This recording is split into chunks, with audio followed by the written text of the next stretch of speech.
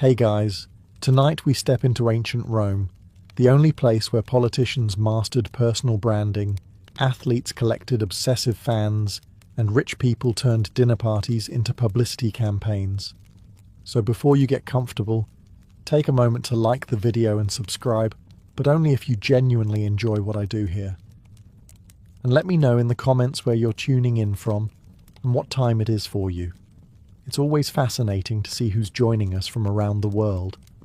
Now, dim the lights, maybe turn on a fan for that soft background hum, and let's ease into tonight's journey together.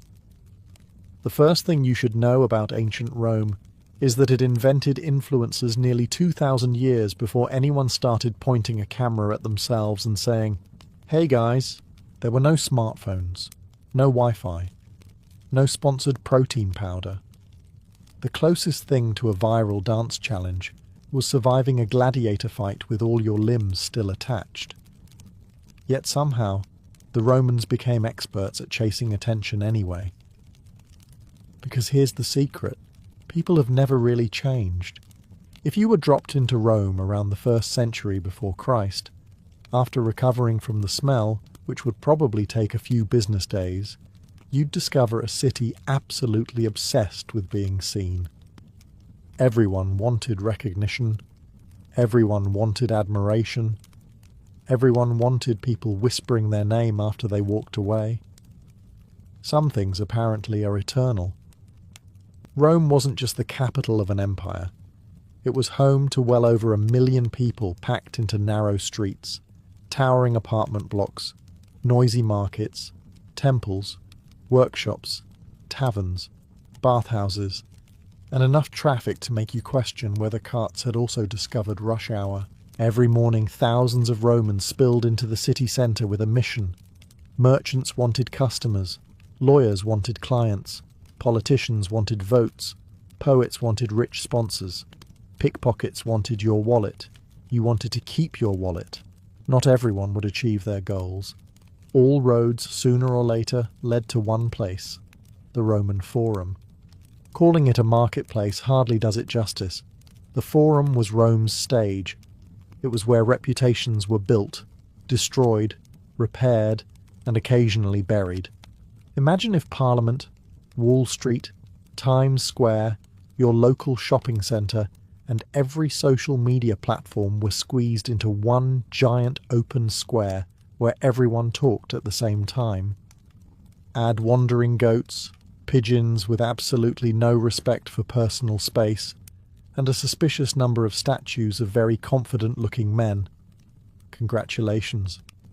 You're getting close. As you wander through the Forum, you're surrounded by noise. Senators deliver speeches while trying to appear effortlessly brilliant. Lawyers argue dramatic court cases to crowds who are just as interested in the entertainment as the verdict.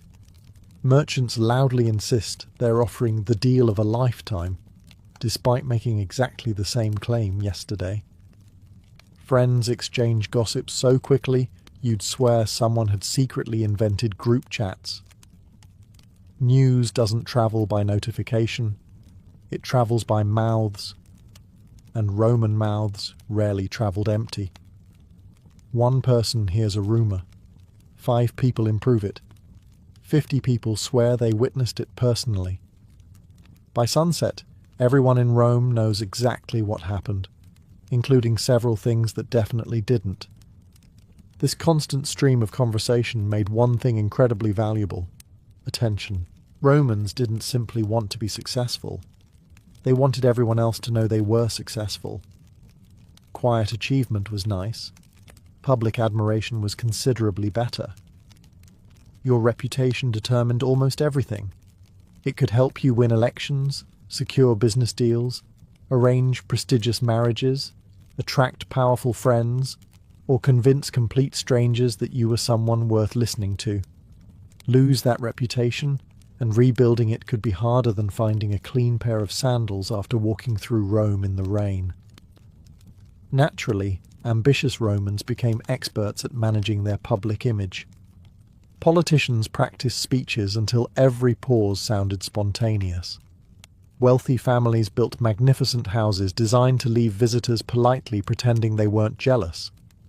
Military generals celebrated victories with enormous triumphal processions, because apparently defeating foreign armies wasn't enough unless several 100,000 people applauded afterward. Even charity became a performance.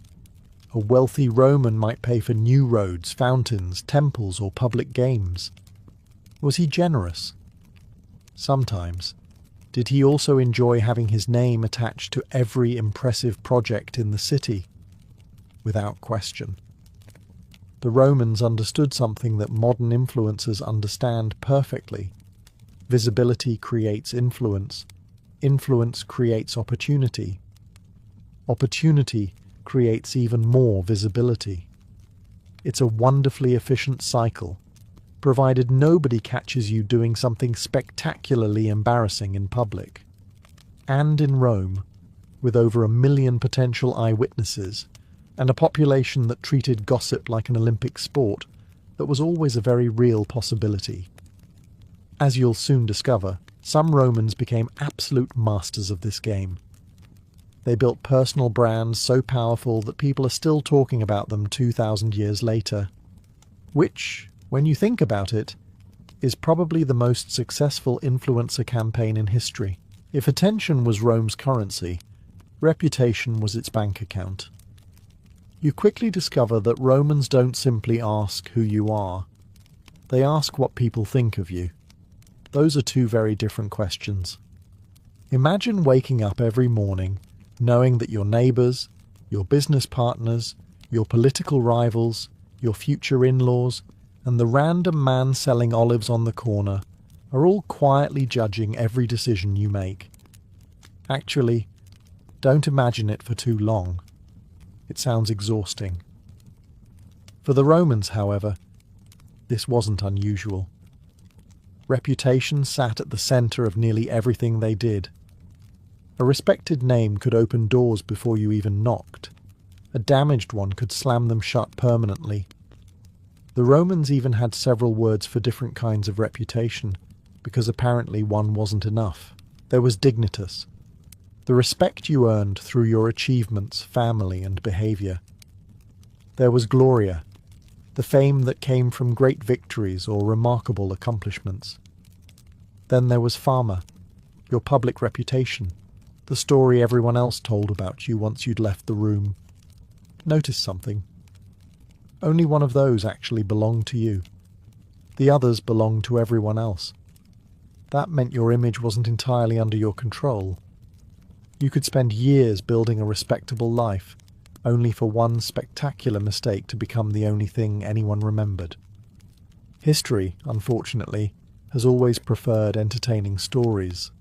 This obsession started young. If you belonged to a wealthy Roman family, you grew up surrounded by ancestors who seemed incapable of being modest. Wax masks of distinguished relatives were displayed during funerals. Family homes contained statues celebrating generations of military heroes and successful politicians. Imagine growing up with great-great-grandfather staring at you from the hallway every morning, silently reminding you that he conquered half of Spain before turning 30. No pressure. Failure didn't just disappoint your parents. It disappointed several centuries of dead relatives. Ordinary Romans cared about reputation too, although usually on a smaller scale. A trustworthy merchant attracted more customers. A reliable craftsman found more work. A soldier known for bravery earned promotions. Even your ability to keep promises mattered, because Rome relied heavily on personal relationships rather than paperwork. People remembered everything, especially the embarrassing parts. If you publicly stumbled during an important speech, your rivals would happily remind everyone for years. If you hosted an unforgettable dinner, guests would tell the story across the city. If your expensive new toga accidentally split while climbing the Senate steps, well, let's just say that story wasn't staying private. The remarkable thing is how familiar all of this feels.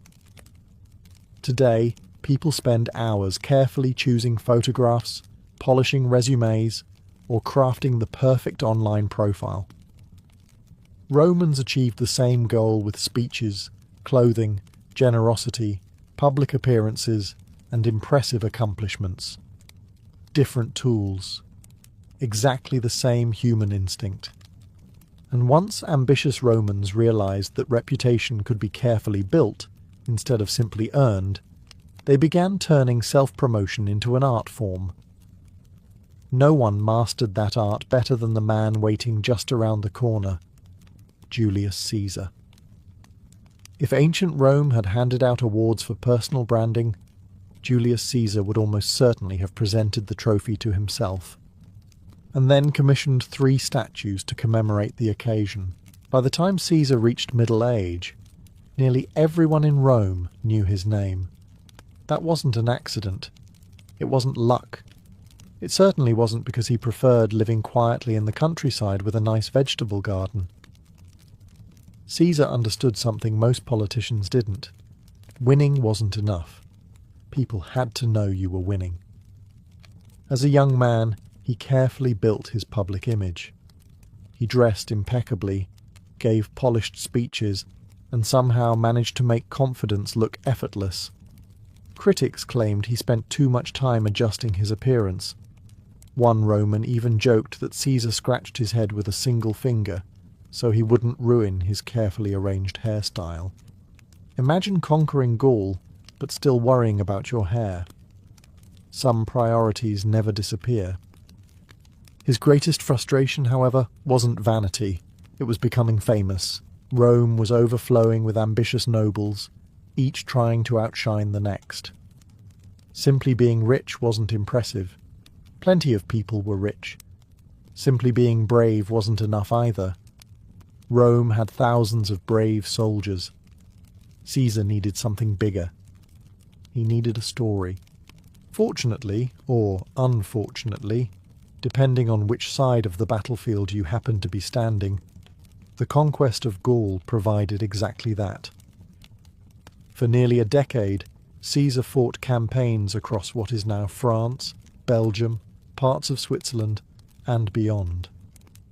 His victories expanded Roman territory enormously, but the battles themselves were only half the achievement. The other half happened back in Rome. Caesar wrote detailed accounts of his campaigns in a work known today as the Gallic Wars. On the surface, it reads like straightforward military history. In reality, it was brilliant marketing. He referred to himself in the third person, making the narrative sound objective, almost as if an independent observer were calmly documenting events. Caesar did this.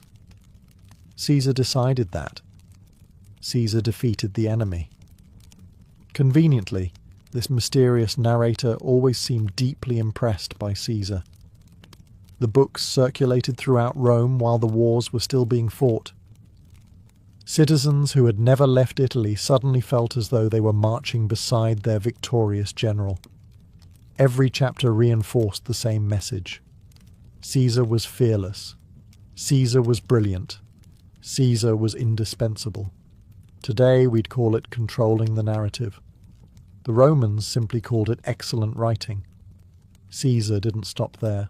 He minted coins bearing his own image while he was still alive, something almost unheard of for a Roman politician.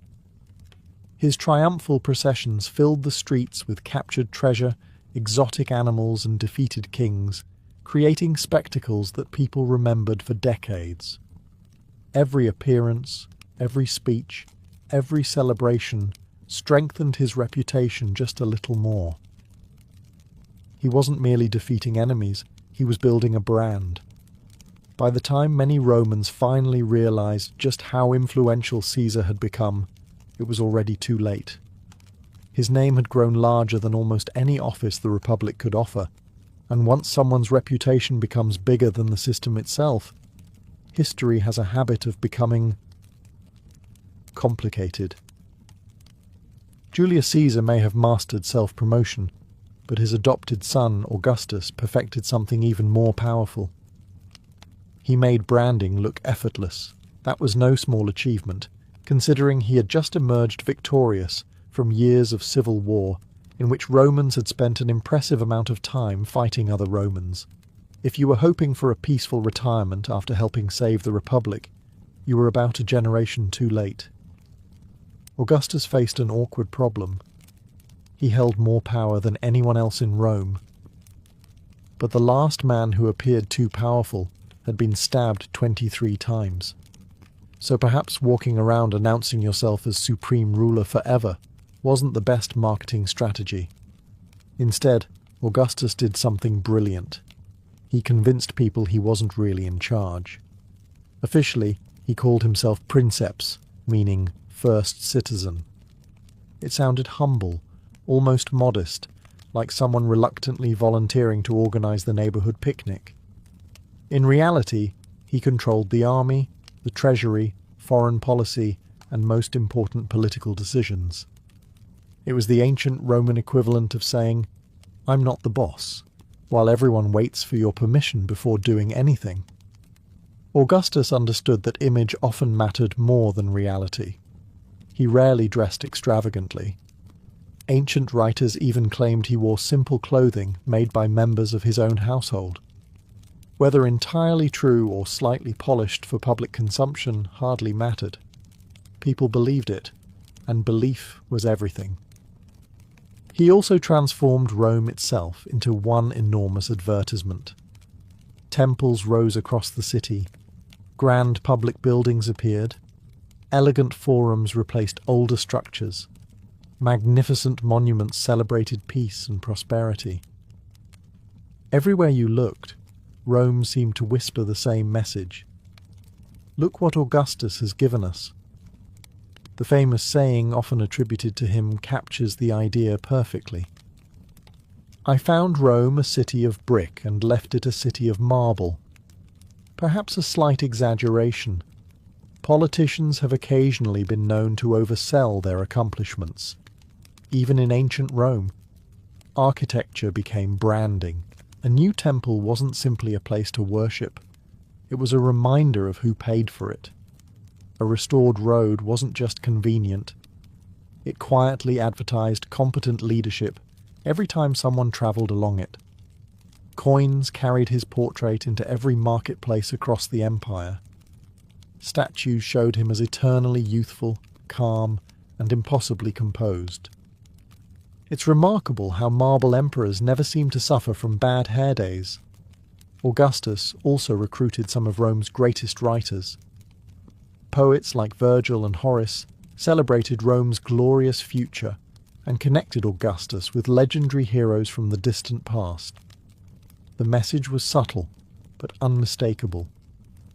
Rome was destined for greatness, and Augustus just happened to be leading it.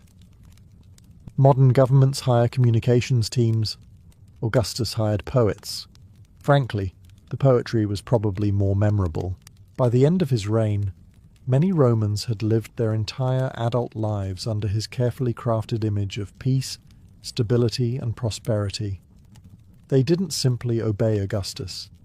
They trusted the version of Augustus that had been patiently built around them for decades. And once branding extends beyond a single person and starts defining an entire nation, you've reached a level of influence that even today's most successful influencers can only dream about. If you think modern athletes have devoted fan bases, wait until you meet a Roman gladiator. Today, a famous football player might have millions of followers, endorsement deals, and children wearing jerseys with his name on the back. A successful gladiator had much the same thing, minus the jersey, plus the occasional lion. By the 1st century after Christ, gladiatorial games had become one of Rome's greatest obsessions. Tens of thousands of spectators packed enormous amphitheatres, cheering for their favourite fighters with an enthusiasm that would make modern sports crowds seem positively restrained. These weren't anonymous men swinging swords. The best gladiators became genuine celebrities. People knew their names. People debated their fighting styles. People argued over who would win the next match. And just like today, everyone was convinced they would have done much better if they had been in charge. The funny part is that most gladiators weren't expected to fight to the death every time. Training a skilled fighter required years of expensive preparation. Losing one in every match would have been like buying a luxury racehorse and immediately entering it into a demolition derby. Economically speaking, it made absolutely no sense. The owners of gladiator schools invested enormous sums into feeding, training, housing, and protecting their fighters. They became valuable assets, not disposable ones. Success brought extraordinary rewards. Victorious gladiators received prize money, expensive gifts, roaring applause, and something perhaps even more addictive: recognition. Crowds erupted when their favourite fighter entered the arena. Graffiti praising famous gladiators covered walls across Roman cities. Archaeologists have found inscriptions declaring that certain fighters were the delight of the girls, or celebrating impressive winning streaks. Apparently, fan clubs existed long before anyone invented matching t-shirts. Some admirers collected small souvenirs featuring famous gladiators. Others decorated household objects with their images. Wealthy citizens invited celebrated fighters to banquets simply because having a famous gladiator sitting at your dinner table was an excellent conversation starter. Oh, this. That's just Marcus, winner of 18 arena victories. No, don't mind the scars. He gets that question a lot. Even Roman women were said to admire successful gladiators enormously. Ancient writers occasionally complained that respectable ladies developed rather enthusiastic crushes on arena champions. To be fair, confidence has always been attractive. Although surviving repeated sword fights probably helped, what made these men fascinating wasn't simply their skill, it was their story. Every appearance in the arena built suspense. Every victory increased their reputation. Every defeat became public discussion. The crowd followed careers almost like an ongoing drama, complete with heroes, rivals, unexpected upsets, and emotional comebacks. Sound familiar? Modern influencers carefully build loyal audiences over years. Gladiators did exactly the same thing. The only difference was that if today's creators lose engagement, they worry about the algorithm. If a gladiator had a bad day, the consequences were considerably more immediate. If gladiators were Rome's sports celebrities, the wealthy elite were the lifestyle influencers. Only instead of posting pictures of vacations, they simply invited you to visit their house and casually reminded you that your entire neighbourhood could probably fit inside one of their dining rooms. The Romans had a word for showing off without appearing to show off. Actually, they didn't. They simply called it being successful. By the late Republic and throughout the Empire, the richest Romans competed in a never-ending contest of luxury. Owning beautiful things wasn't enough. Other people had to see them, preferably while pretending not to be impressed. Imagine spending a fortune importing rare marble from Greece, colourful granite from Egypt, and expensive columns from Asia Minor. Could local stone have done the job? Of course. Would anyone gasp when they walked through your front door? Absolutely not. And where's the fun in that? A Roman villa wasn't just a home. It was a carefully designed performance. The entrance was meant to impress visitors before they'd even spoken to the owner. Polished marble floors reflected the sunlight.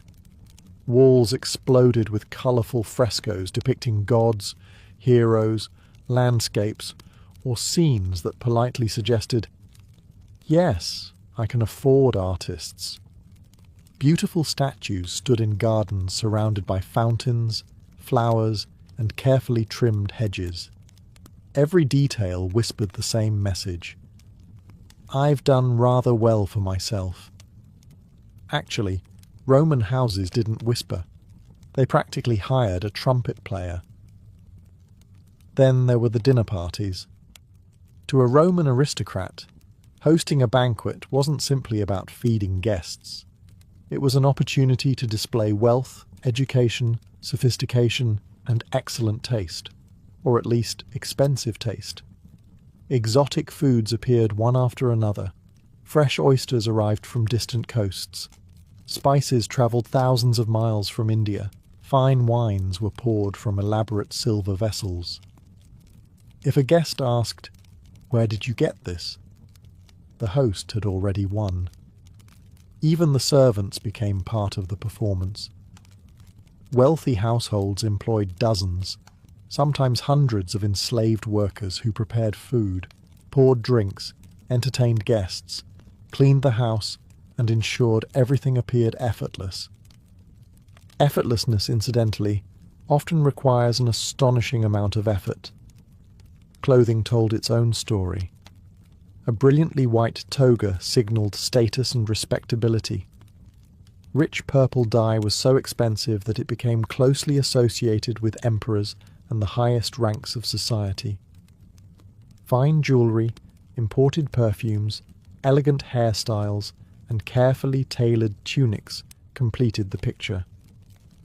You weren't just getting dressed. You were making an announcement. Some Romans even kept exotic animals to amaze visitors. Peacocks wandered gardens. Rare birds filled luxurious aviaries. Wealthy collectors acquired creatures from Africa or the eastern provinces simply because almost nobody else owned them. Imagine explaining to your neighbour that you imported a leopard purely for decorative purposes. Your homeowner's insurance would have questions. The remarkable thing is that all this luxury served the same purpose as today's carefully curated lifestyles online. People admired it. People talked about it. People wanted to imitate it. Because in ancient Rome, just as today, nothing spreads quite as quickly as the desire to look successful, even if it means spending a little more than you probably should. If you think people today throw extravagant parties just to post photos afterward, the Romans would like some credit. They were doing it first. Only instead of uploading pictures the next morning, they invited the entire city to witness the spectacle in person. One lesson every ambitious Roman politician learned very quickly was this: people love free entertainment, perhaps not as much as free food, but combine the two, and you've practically guaranteed yourself a loyal audience. Rome's elite spent astonishing amounts of money organising public games, chariot races, theatrical performances, gladiator contests, religious festivals, and enormous feasts. At first glance, it looked incredibly generous. Sometimes it genuinely was. Other times it was a very expensive campaign advertisement. Imagine you're running for public office. You could spend hours explaining your policies. Or you could pay for a week of spectacular games featuring exotic animals, famous gladiators, musicians, athletes, free bread, and enough excitement that people keep talking about your generosity for years. Politicians quickly figured out which strategy received louder applause. The answer probably won't surprise you. These public events were called ludi, and over time they became bigger, longer, and increasingly elaborate. Citizens flooded into theatres, circuses, and amphitheatres, many attending free of charge because wealthy officials covered the enormous expense. Of course, those same officials also made sure everyone knew exactly who had paid the bill. Humility was invited. It simply couldn't attend. Victory arches displayed names. Public inscriptions praised benefactors. Ceremonies thanked generous sponsors before enormous crowds. Even if you somehow missed the event itself, someone would almost certainly remind you who had made it possible. Repeatedly. Banquets worked much the same way.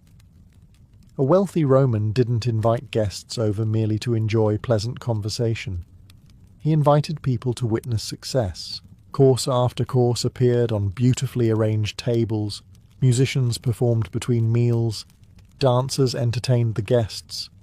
Rare wines flowed generously enough that by the end of the evening, nearly everyone believed they could probably govern the empire better than the Senate. They couldn't. but confidence has rarely required evidence. The guest list itself became a statement. Invite respected senators, celebrated poets, famous generals, influential merchants, and suddenly your own reputation rises simply because people associate your name with theirs. Networking, it turns out, predates business conferences by quite a comfortable margin. The smartest hosts also understood something psychologists still discuss today. People remember how you made them feel. A guest who enjoyed an unforgettable evening would likely leave speaking highly of the host. Those stories spread through neighborhoods, marketplaces, bathhouses, and eventually the forum itself. One successful banquet could generate weeks of favorable conversation. That's remarkably efficient advertising. By the end of the Republic, ambitious politicians were practically competing to outdo one another with grander celebrations, larger spectacles, and increasingly generous gifts. Sound familiar? Today, influencers host product launches, luxury events, exclusive parties, and carefully staged experiences designed to keep people talking long after they're over. The Romans simply skipped the photo booth. When your guests included 50,000 cheering spectators, word of mouth did the rest. If Rome had a homepage, it was the Forum, not the Colosseum, not the Senate, not the Emperor's Palace. The Forum was where everyone went to see what everyone else was doing. You arrive just after sunrise and the place is already alive. Shopkeepers are opening their stalls. Lawyers are warming up their voices. Senators are trying to look important before they've even had breakfast. Messengers weave through the crowds carrying official news, while unofficial news spreads much, much faster. Official announcements move at the speed of a man walking. Gossip moves at the speed of panic. Within minutes, you're surrounded by conversations. Did you hear about the governor? I heard Caesar bought another estate. My cousin's friend's barber says the Senate argued for 6 hours yesterday. Whether any of these stories are true is almost beside the point. People are listening. The Forum wasn't simply where Romans exchanged goods. They exchanged information, and information was power. If you think fashion influencers invented the phrase, "What's everyone wearing this season?" the Romans would politely invite you to examine 2,000 years of evidence. Then they'd probably judge your sandals. Appearance mattered enormously in ancient Rome. Long before luxury brands, designer labels, or seasonal collections, clothing announced who you were before you ever opened your mouth. Sometimes it announced who you desperately wanted people to think you were. That worked then about as well as it does now. The simplest example was the toga. Contrary to what films often suggest, Romans didn't wear togas all day while casually strolling around looking philosophical. A toga was heavy, expensive, awkward to put on, and surprisingly inconvenient if you had any intention of doing actual work.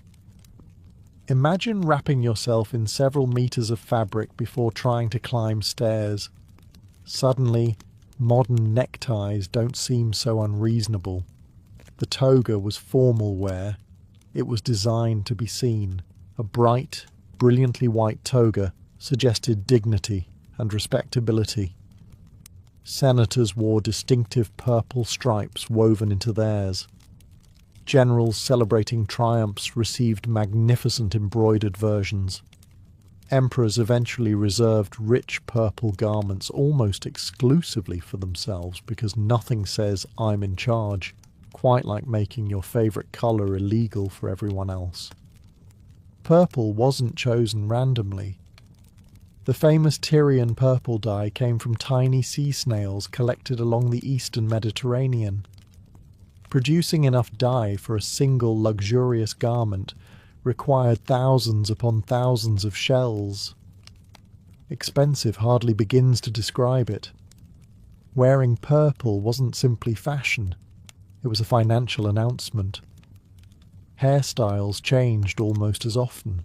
Roman women spent hours arranging elaborate curls, braids, and intricate designs that required remarkable skill from professional hairdressers.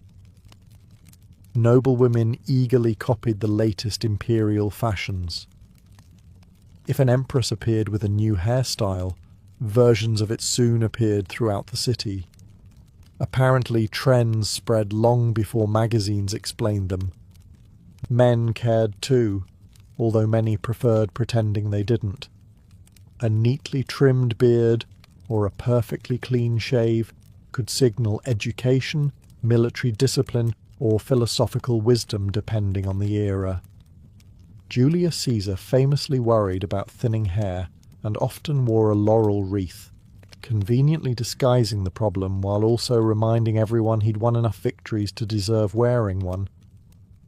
That's either brilliant image management or history's most successful strategic haircut. Probably both. Jewellery, perfumes, cosmetics, embroidered shoes, rings, bracelets, and finely woven fabrics all helped complete the picture. Wealthy Romans imported silk from distant China, despite many conservative writers complaining that it was too extravagant and dangerously fashionable. History also teaches us another eternal truth. Every generation believes the next generation dresses terribly. Roman authors constantly criticized luxurious clothing, elaborate makeup, flashy hairstyles, and young people spending far too much money trying to impress strangers. Some complaints are apparently immortal. By carefully choosing what they wore, how they looked, and what they displayed, fashionable Romans influenced trends across an empire stretching thousands of miles. The mirror may have been made of polished bronze instead of glass, but the desire to look effortlessly impressive reflected exactly the same human instinct.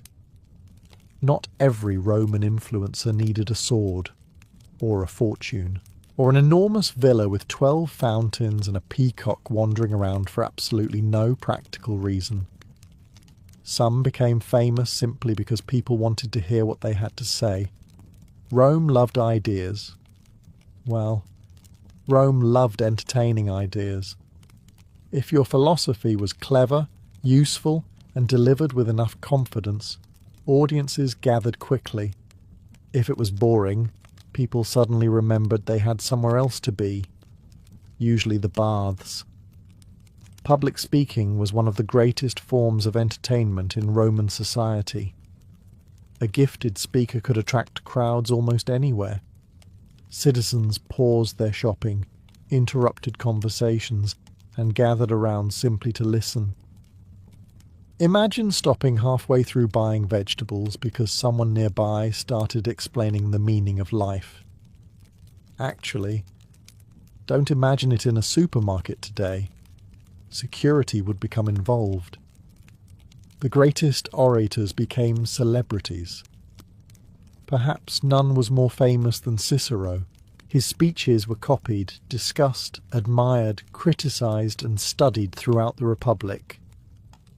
People quoted his words long after he had finished speaking. Young politicians copied his style. Rivals tried to answer his arguments. Admirers travelled just to hear him speak. If Cicero had lived today, he probably would have hosted a 3-hour podcast, and somehow still managed to interrupt everyone else. Philosophers attracted devoted followers too. Stoics taught discipline, self-control, and emotional resilience. Epicureans argued that happiness came through simple pleasures and freedom from unnecessary anxiety. Considering modern life, the Epicureans might have suggested spending less time checking your phone every 4 minutes. Reasonable advice. Few of us would listen. Students often followed respected teachers from city to city, eager to hear new lectures and debates. Learning wasn't confined to classrooms. Discussions unfolded in gardens, temples, private homes, and public squares where curious listeners joined in. Good ideas spread remarkably fast, especially controversial ones. Poets enjoyed enormous influence as well. When Virgil published the Aeneid, he wasn't simply telling an adventure story. He was helping shape Rome's identity. His poetry connected Augustus to legendary heroes and gave the empire a glorious origin story that generations would remember. That's considerably more ambitious than writing, "Just had coffee." Writers like Horace became famous for witty observations about daily life, ambition, friendship, and human foolishness. Juvenal built an entire career complaining about Roman society, proving that criticizing everything has always attracted an audience. Apparently outrage has excellent retention. Even historians became influential figures.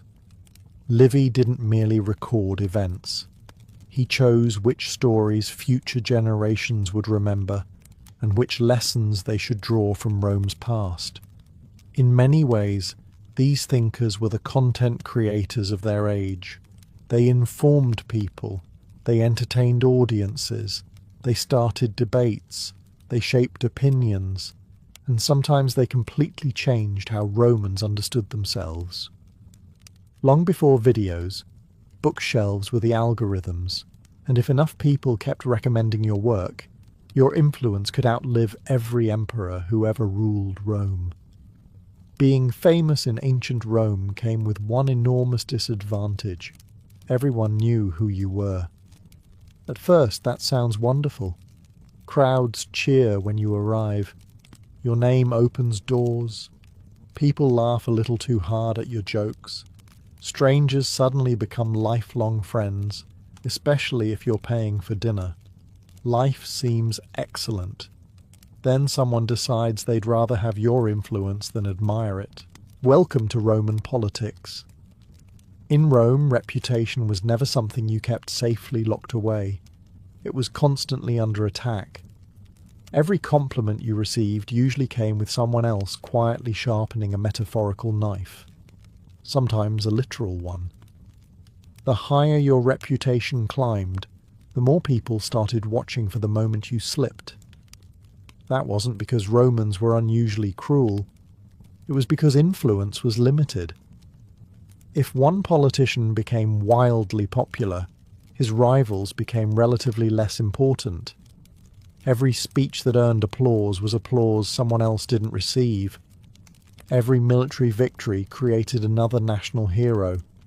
Every successful public appearance made competitors look just a little more ordinary, and nobody enters politics hoping to become ordinary.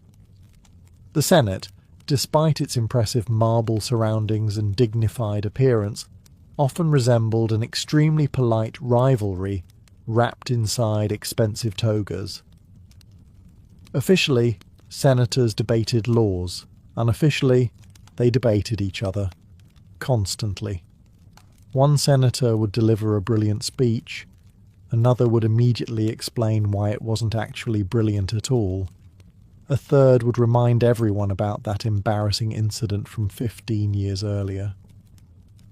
Roman memories were astonishingly selective. They forgot taxes. They never forgot humiliation. Public criticism became an accepted weapon. Politicians mocked one another during speeches. Satirical poems spread through the city. Anonymous insults appeared as graffiti on walls. Rivals whispered rumours into the right ears, knowing that one well-placed story could do more damage than a dozen public arguments. Character assassination existed long before the phrase did, and it was considerably cheaper than building an army. Even successful military commanders faced enormous risks. Winning too many victories could make soldiers adore you more than the Republic itself. That sounded flattering until nervous politicians started wondering whether your popularity might become inconvenient. Julius Caesar learned that lesson rather dramatically. His military genius, generosity, and carefully cultivated image made him the most famous man in Rome. Citizens admired him. Soldiers adored him. Crowds gathered wherever he appeared. His influence eventually became so enormous that many senators feared one man was becoming larger than the Republic itself. The result was history's most infamous Senate meeting. Not every famous Roman met such a dramatic end, of course. Some were exiled. Others faded from public life after scandals, failed political careers, or unfortunate decisions. A few simply discovered that yesterday's hero could become tomorrow's forgotten name with surprising speed. Because influence is powerful, but it's also fragile. The same crowd that celebrates you today may find someone more exciting tomorrow. The Romans understood this better than anyone. Fame could lift you higher than you ever imagined. It could also make you the easiest person in the empire to find. If Julius Caesar understood how to build a powerful personal brand, and Augustus knew how to manage one, Nero showed what happens when you become a little too obsessed with your own publicity. Actually, a little might be generous. Imagine becoming so convinced that you're the greatest singer, actor, musician, athlete and performer alive that you insist an entire empire agrees with you, whether they want to or not. That was Nero. When Nero became emperor in the year 54 after Christ, he was only 16 years old. At first, things went surprisingly well. Guided by experienced advisors, the young emperor appeared promising. Taxes remained reasonable, public administration functioned effectively, and many Romans believed the empire had entered another stable reign. Then Nero discovered something he enjoyed even more than governing: being admired, not respected. Admired. There is a difference. Respect usually comes from competence.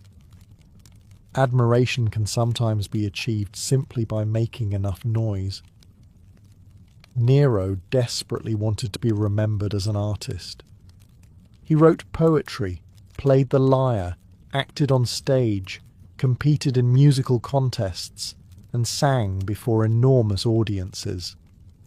None of these hobbies would have been particularly unusual for an ordinary Roman. For an emperor, however, they raised more than a few eyebrows. Roman aristocrats generally believed public performance was beneath someone of high status. Actors and entertainers could become famous, certainly, but emperors were expected to rule the empire, not headline the evening's entertainment. Nero disagreed. Spectacularly. Whenever he performed, audiences were expected to stay until the very end. Ancient writers claimed that leaving early was forbidden. Some supposedly pretended to faint just to be carried outside. Others reportedly climbed over walls to escape. Imagine a concert so long that your best exit strategy involves feigning unconsciousness. Modern encores suddenly seem much less intimidating. Winning competitions also became remarkably easy. Mostly because the judges understood that awarding second place to the emperor was not an especially healthy career choice. Strangely enough, Nero accumulated an impressive collection of victories. History remains unconvinced. His image appeared everywhere. Coins carried his portrait. Statues filled public spaces. Grand building projects celebrated his reign. After the Great Fire of Rome, he constructed the magnificent Golden House, an enormous palace decorated with marble, gold, artificial lakes, and extravagant gardens. It certainly attracted attention. Unfortunately, not always the kind he wanted. The more Nero tried to control how people saw him, the harder it became to separate image from reality. Rumours spread. Criticism grew. His carefully crafted public persona began cracking under the weight of his own ambition. Because influence has one unavoidable rule. You can encourage admiration. You cannot force it. The moment applause becomes mandatory, it stops being applause. It's simply very enthusiastic obedience. And no personal brand, whether in ancient Rome or today, can survive forever once people stop believing the performance. By now you've probably noticed a pattern. Romans didn't chase influence simply because it felt good, although it certainly didn't hurt. They chased influence because influence made everything else easier. Money, power, business, marriage, politics. The more people trusted your name, the less work your name had to do. Think about it this way. Imagine two merchants arrive in Rome selling identical olive oil. The first is completely unknown.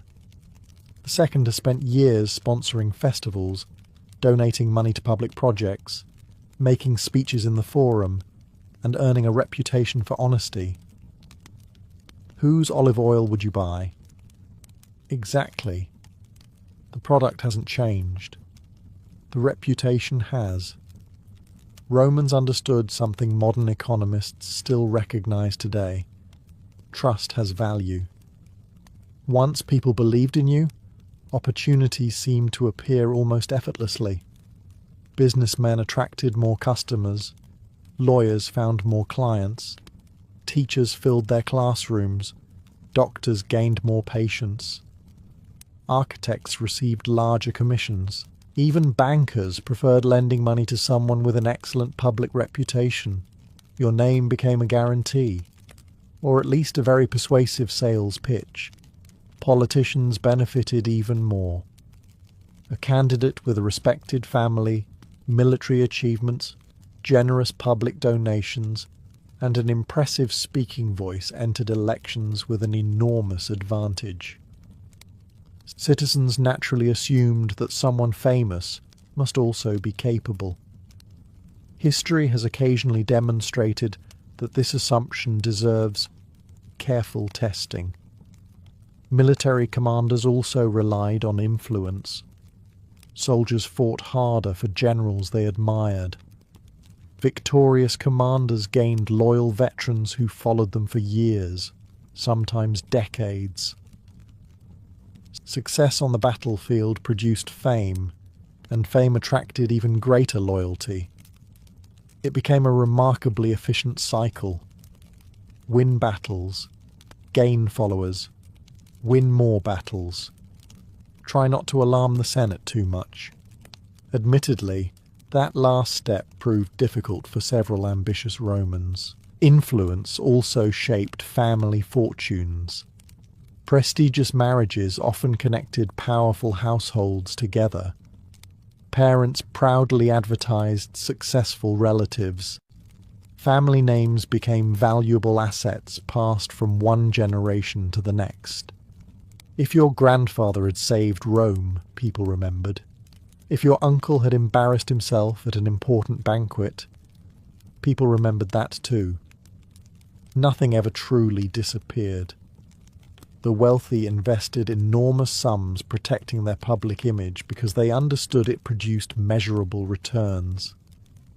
They funded temples, sponsored games, restored roads, supported artists, financed public buildings, and occasionally forgave debts. These actions certainly improved the city. They also happened to improve the donor's popularity. Funny how often those two goals manage to cooperate. Modern companies spend billions building recognizable brands. Celebrities carefully manage their public image. Businesses hire marketing teams, public relations experts, and communication specialists whose entire careers revolve around influencing public perception. The Romans accomplished much the same thing with speeches, monuments, festivals, generosity, and relentless visibility. They didn't invent marketing departments. They simply became one. And perhaps that's the biggest lesson Rome leaves behind. Attention was never the final prize. Attention was the investment. The real reward came from everything influence quietly unlocked afterward.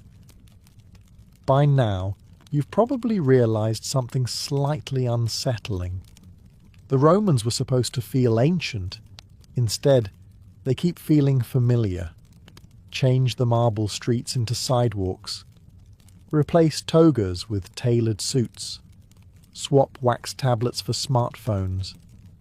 And suddenly, the distance between ancient Rome and today becomes surprisingly small. The technology changed. Human nature hardly did. The Romans understood that attention creates opportunity. They knew that people are naturally drawn to confidence, success, beauty, spectacle, and a good story. They recognized that the person who controlled the narrative often controlled the outcome. Sound familiar? Today, influencers carefully choose what parts of their lives to share. Romans did exactly the same thing. Julius Caesar wrote about his greatest victories.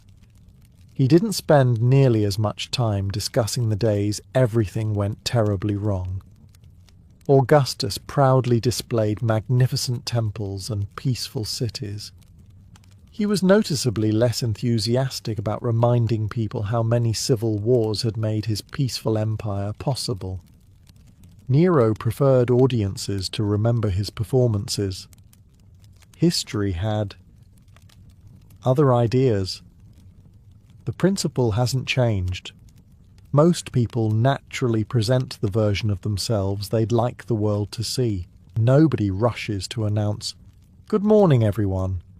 I made 3 terrible decisions before breakfast." Some thoughts remain private, probably for the best. Even followers worked in remarkably similar ways. Modern creators measure subscribers. Roman politicians measured loyal clients. Influencers build communities. Roman patrons built networks. Today, recommendations travel through algorithms. Back then, they travelled through conversations in bathhouses, taverns, markets, and the forum. Different roads, same destination. Even public outrage feels strangely timeless. A scandal erupts. Everyone talks about it. Experts suddenly appear everywhere. People confidently explain complicated events despite learning about them approximately 6 minutes earlier. Then, a week later, everyone has moved on to the next exciting story. The Romans would have adapted to social media with alarming speed. One can almost picture Cicero posting lengthy political arguments before sunrise, carefully responding to critics throughout the afternoon, and ending the evening by reminding everyone they had misunderstood his previous statement. Caesar would almost certainly post dramatic updates from military campaigns. Augustus would hire the finest photographers in the empire, assuming someone first invented photography. Nero would probably live-stream concerts lasting 6 uninterrupted hours. Comments would be disabled, of course. The real lesson isn't that the Romans predicted the internet. They didn't. What they understood was something much deeper. People crave recognition. They seek admiration. They tell stories about themselves. They compare their lives with others. They chase status, belonging, influence, and the comforting feeling that someone, somewhere, is paying attention. Those desires helped build the Roman Empire.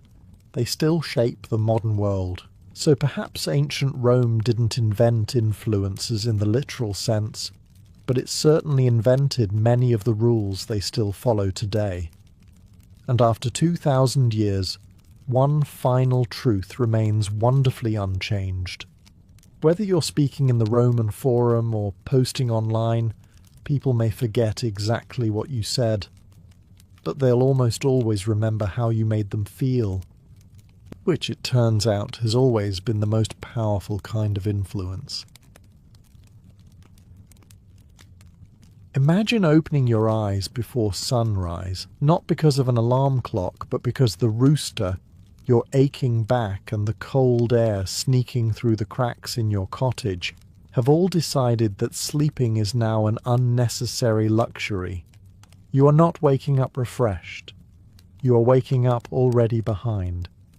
That was the reality for most people living in medieval Europe. Stress was not an occasional visitor.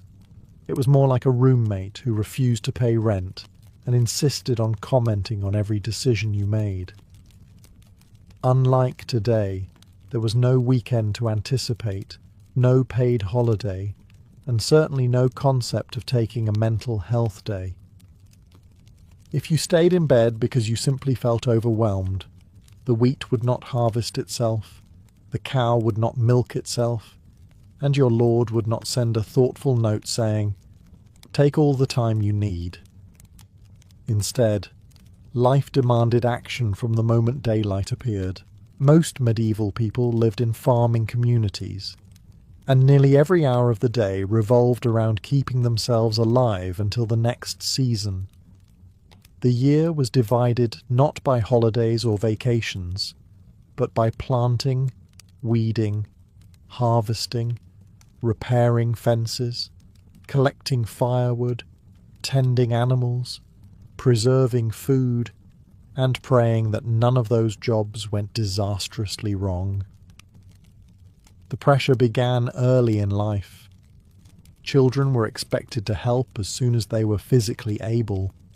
A small child might gather eggs, scare birds away from crops, carry water, or watch younger siblings while adults worked the fields.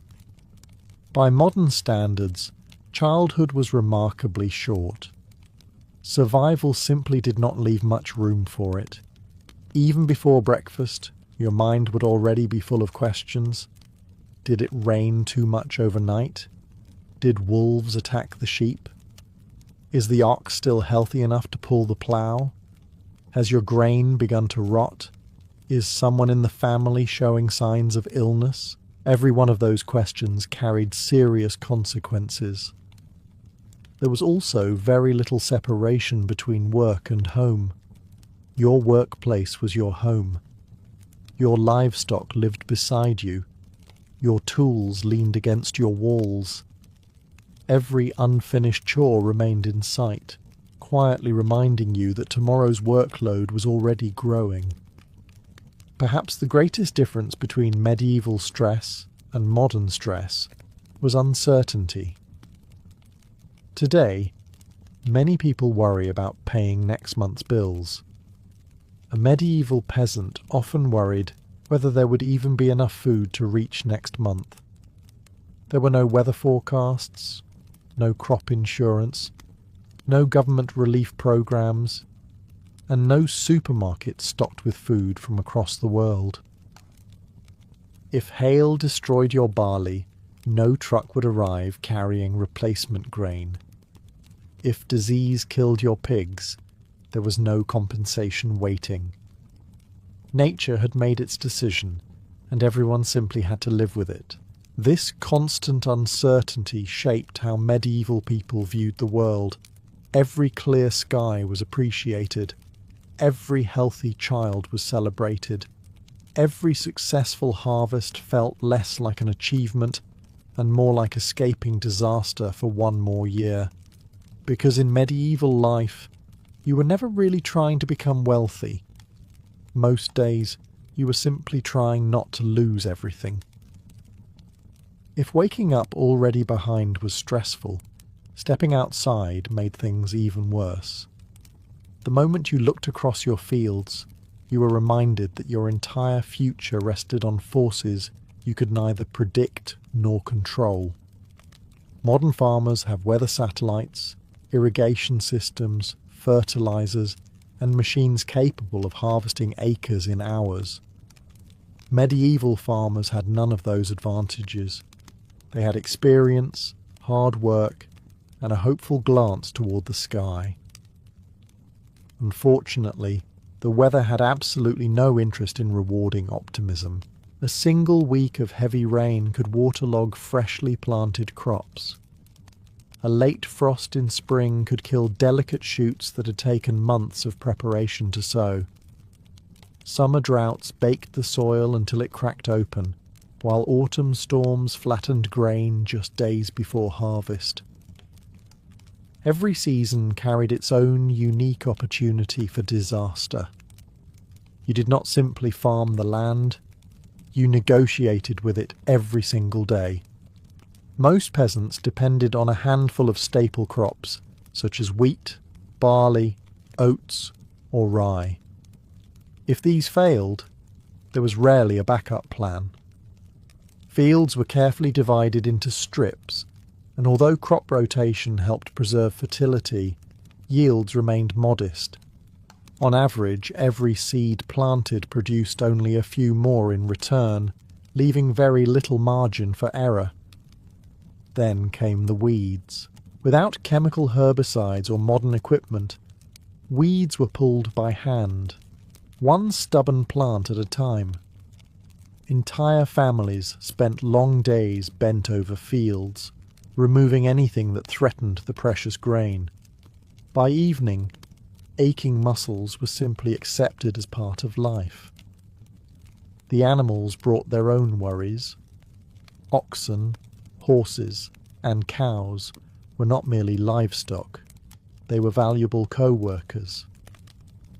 If an ox became lame during ploughing season, replacing it could be impossible. Losing one animal might delay planting long enough to reduce the entire harvest. And then there were the pests. Mice raided granaries, birds descended on ripening fields, insects devoured crops with astonishing speed. Wild boars could trample carefully tended farmland overnight, while wandering deer helped themselves without so much as an apology. Even a flock of hungry geese could undo weeks of patient work. The harvest itself was perhaps the most stressful time of all. Every available hand joined the effort. Men swung sickles from dawn until dusk. Women gathered bundles into sheaves. Children collected loose stalks left behind. There was no room for delays because rain arriving at the wrong moment could ruin grain that had not yet been stored. When the final wagon finally rolled into the village, relief was never guaranteed. The grain still had to survive mould, fire, rats, theft, and a long winter that always seemed determined to last just a little longer than expected. In medieval life, finishing the harvest did not mean your worries were over. It simply meant you had survived one battle, while the next one was already waiting. Even if the weather had been kind and your crops were growing nicely, you were far from free. Medieval life came with another relentless source of stress that no amount of hard work could escape. Everyone seemed to want a piece of what you produced. The Lord expected his rent. The church expected its tithe. The king's officials might arrive demanding taxes. Local millers charged fees to grind your grain. Blacksmiths needed payment for repairing tools. If you borrowed seed or livestock from a neighbour, that debt also had to be repaid. Your harvest often belonged to several different people before your own family even tasted it. Most peasants were tenants rather than owners of the land they farmed. The fields technically belonged to a local noble, and in exchange for the right to work them, peasants owed labour, produce, rent, or a combination of all three. Depending on where and when they lived, they might spend several days each week working directly on the Lord's own fields, before returning to their own. Imagine spending Monday, Tuesday and Wednesday helping someone else's farm, while desperately hoping your own crops could politely wait until Thursday. The church also played a central role in daily life. A common obligation was the tithe, usually around 1/10 of certain agricultural produce. Grain, lambs, chickens, eggs and other goods might all contribute. Most people accepted this as both a religious duty and a normal part of society. But when harvests were poor, giving away a portion of already limited food was hardly comforting. Then there were the countless smaller obligations that quietly emptied whatever remained. Need flour? You usually had to use the Lord's mill and pay for the privilege. Want to bake bread? In many places you paid to use the communal oven. Pressing grapes or apples could involve additional fees as well. Medieval life had a remarkable talent for inventing charges before the concept of customer service existed. Marriage brought responsibilities. Raising children meant more mouths to feed. Elderly relatives often depended on younger family members because there was no pension waiting after decades of labour. Every generation relied heavily upon the next. Occasionally, royal demands made matters even worse. Wars had to be financed, castles repaired, roads maintained, and extraordinary taxes could appear with little warning. News that the king required additional revenue rarely caused celebration in the village. Social expectations added another layer of pressure. Neighbours watched each other closely. Missing church without good reason attracted attention. Ignoring communal duties could damage your reputation. During harvest, refusing to help one another was remembered long after the grain had been stored. Your place in the community mattered, because one day you might desperately need that community in return. So while medieval people certainly feared famine and bad weather, they also carried another burden that never seemed to grow lighter. No matter how hard you worked, someone was always waiting for their share. As exhausting as work could be, medieval people understood that the greatest threat to their lives often arrived without warning. You could survive a difficult harvest, pay your dues, and finally have enough food stored for winter, only for one fever to undo months of relentless effort. Disease did not ask whether you had planned for it. A simple cut from a sickle while harvesting grain might become infected. A cough that seemed harmless on Monday could leave someone bedridden by Friday. An ordinary toothache could spread into a life-threatening infection because there were no antibiotics, no painkillers beyond herbal remedies, and certainly no quick trip to the local pharmacy. Your body was constantly one accident away from disaster.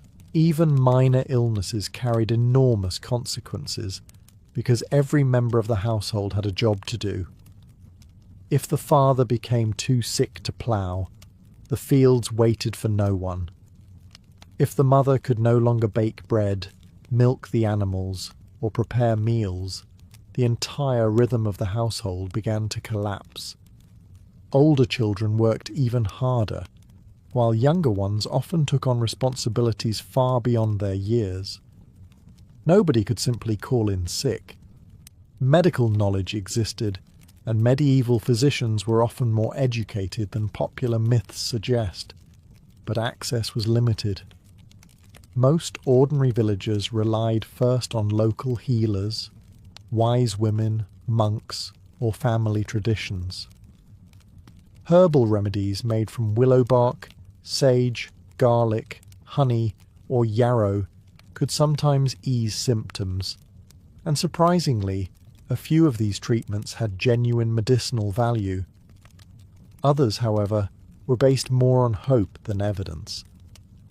Religion also shaped how people understood illness. Many believed sickness could be connected to God's will, personal sin, or the mysterious balance of the body's four humours: blood, phlegm, yellow bile, and black bile.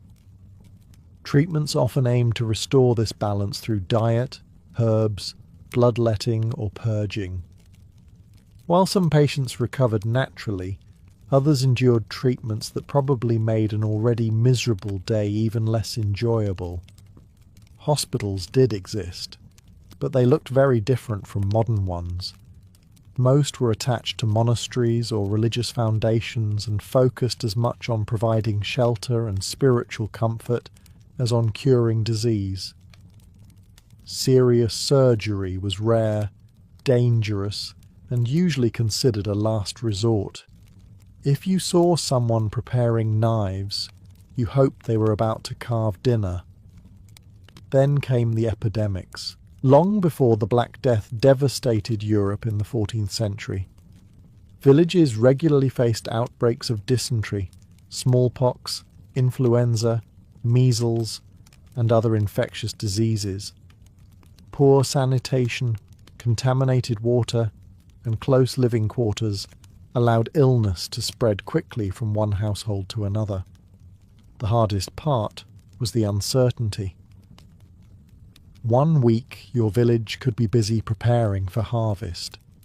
The next, church bells might ring not for celebration, but for another funeral. Families who had worried about the weather only days earlier suddenly found themselves praying for something far more precious than a successful crop. In medieval life, good health was never something people assumed they would have tomorrow. It was simply another blessing they hoped would last one more day. Even on the warmest day of summer, winter was already waiting. That may sound dramatic, but for a medieval family, nearly every decision made between spring and autumn was really about surviving the cold months ahead. Winter was not simply another season. It was an examination that lasted for months, and no one knew exactly what questions it would ask. Every sack of grain stored in the barn represented future meals. Every log chopped in the forest meant another night beside the fire. Every piece of salted meat hanging from the rafters was a small victory against hunger. Unfortunately, winter had an annoying habit of lasting longer than supplies did. Unlike modern households, medieval families could not visit a supermarket if food ran low. Everything had to be grown, gathered, hunted, or preserved months in advance. Meat was salted or smoked, vegetables were dried, cheese was carefully stored. Ale was brewed because clean drinking water was not always reliable, and fermented beverages were often safer than untreated water. Preserving food became almost as important as producing it. A single mistake could be disastrous. If dampness reached stored grain, mould might spread through the entire supply. If rats found their way into the granary, they did not politely nibble one corner before leaving. They invited the entire extended family. Fires, another constant danger, could destroy months of preparation in a matter of hours. Every strange smell inside the storage room became a reason to worry. Fuel created another source of endless pressure. Firewood had to be gathered, cut, stacked, and kept dry before winter arrived. Families often spent countless hours collecting fallen branches or cutting timber where they were legally allowed to do so. A harsh winter consumed enormous quantities of wood, and running out meant far more than feeling uncomfortable. Without enough fuel, homes became dangerously cold, meals became difficult to cook, and illness spread more easily among weakened bodies. Livestock also needed protection. Animals required hay collected during summer, sheltered spaces away from freezing winds, and constant attention. Losing a cow or an ox during winter was not simply the loss of an animal. It could mean losing milk, future calves, or the very strength needed to plough fields once spring returned. Then there was the snow itself. Heavy snowfall could isolate entire villages for weeks. Roads disappeared beneath ice and mud. Merchants stopped arriving. News travelled slowly, if at all. If a family exhausted its supplies before the thaw, help was unlikely to appear from beyond the next hill. Perhaps that explains why medieval people celebrated the arrival of spring with such genuine joy. It was not merely the end of cold weather. It was proof that they had survived another winter, something that every single year could never be taken for granted. Even if your family was healthy, your food stores were full, and the weather had finally decided to cooperate for once, there was one source of stress that remained completely outside your control: the world beyond your village. Most medieval people rarely travelled far from home. Some spent their entire lives within a few miles of the place where they were born. Yet distant events had an extraordinary ability to arrive at their doorstep, usually bringing trouble rather than opportunity. When strangers rode into the village in a hurry, people did not gather expecting wonderful surprises. They expected bad news. Perhaps a neighbouring lord had declared war. Maybe raiders had been spotted along the nearby roads. A noble family could be feuding over land, and suddenly every peasant found themselves caught in the middle. Medieval politics had a remarkable way of involving people who had absolutely no say in them. Imagine spending months carefully growing wheat, only to watch an army march straight through your fields, because your village happened to be located between two castles. Soldiers rarely travelled lightly. Hundreds or even thousands of men required enormous amounts of food. Grain disappeared from barns. Chickens vanished from farmyards. Sheep became tomorrow's dinner. Horses consumed valuable hay that had been intended for winter. The army usually continued its journey. The villagers stayed behind to deal with what was left. Even when armies behaved with discipline, simply passing nearby created anxiety.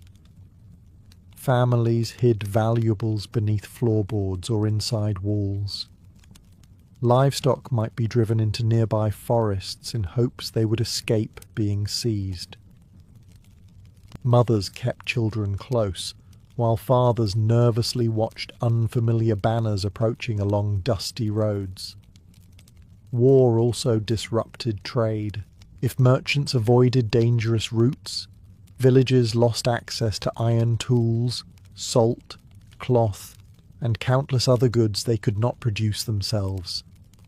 Salt was especially valuable because it preserved meat. Without it, food spoiled far more quickly. A conflict taking place dozens of miles away could quietly make winter much harder for people who had never even seen a battlefield. Then there were the rumours. Without newspapers, radios, or reliable communication, information spread by travellers, merchants, pilgrims, and wandering monks. Every story changed slightly with each retelling. One traveller claimed an entire town had burned. Another insisted the king had died. Someone else swore that bandits now controlled the next valley. Separating truth from exaggeration was nearly impossible. Yet people still had to make decisions based on these stories. Should they travel to market? Was it safe to visit relatives? Should they delay the harvest because soldiers might arrive? Nobody knew for certain. Living in the medieval world often meant preparing for disasters that might never happen, while hoping the ones you failed to imagine stayed far away. Sometimes they did. Far too often they did not. After hearing about endless work, uncertain harvests, illness, taxes, and the constant threat of war, you might assume medieval people eagerly looked forward to moments of peace. They certainly did. The problem was finding enough of them. The image of medieval peasants working every single hour of every single day is actually an exaggeration. The church calendar included many feast days, saints' days, and religious festivals when ordinary labour slowed or stopped. Weddings, fairs, market days, and seasonal celebrations also broke up the routine. These occasions mattered deeply because they offered rare opportunities to laugh, dance, tell stories, and forget tomorrow's worries. But even during celebrations, responsibility never completely disappeared. Someone still had to feed the animals before joining the festivities. Fires still needed tending. Bread still had to be baked. Infants did not conveniently postpone crying because today happened to honour a particular saint. The rhythm of survival never paused for very long. When evening finally arrived after a full day's work, people often gathered around the hearth rather than collapsing immediately into bed. The fireplace was more than a source of warmth. It became the centre of family life. Meals were shared, clothing was repaired, tools were mended, and stories were passed from one generation to the next. Those evenings could be comforting. They could also be surprisingly busy. A torn tunic needed stitching before tomorrow's work. Fishing nets required repair. Baskets had to be woven. Grain might need grinding for the following morning. Candle making, spinning wool, and carving wooden tools often continued long after the fields had disappeared into darkness. In many homes, daylight was spent earning tomorrow's meal, while evening was spent preparing for the next day's labour. Sleep itself was not always peaceful.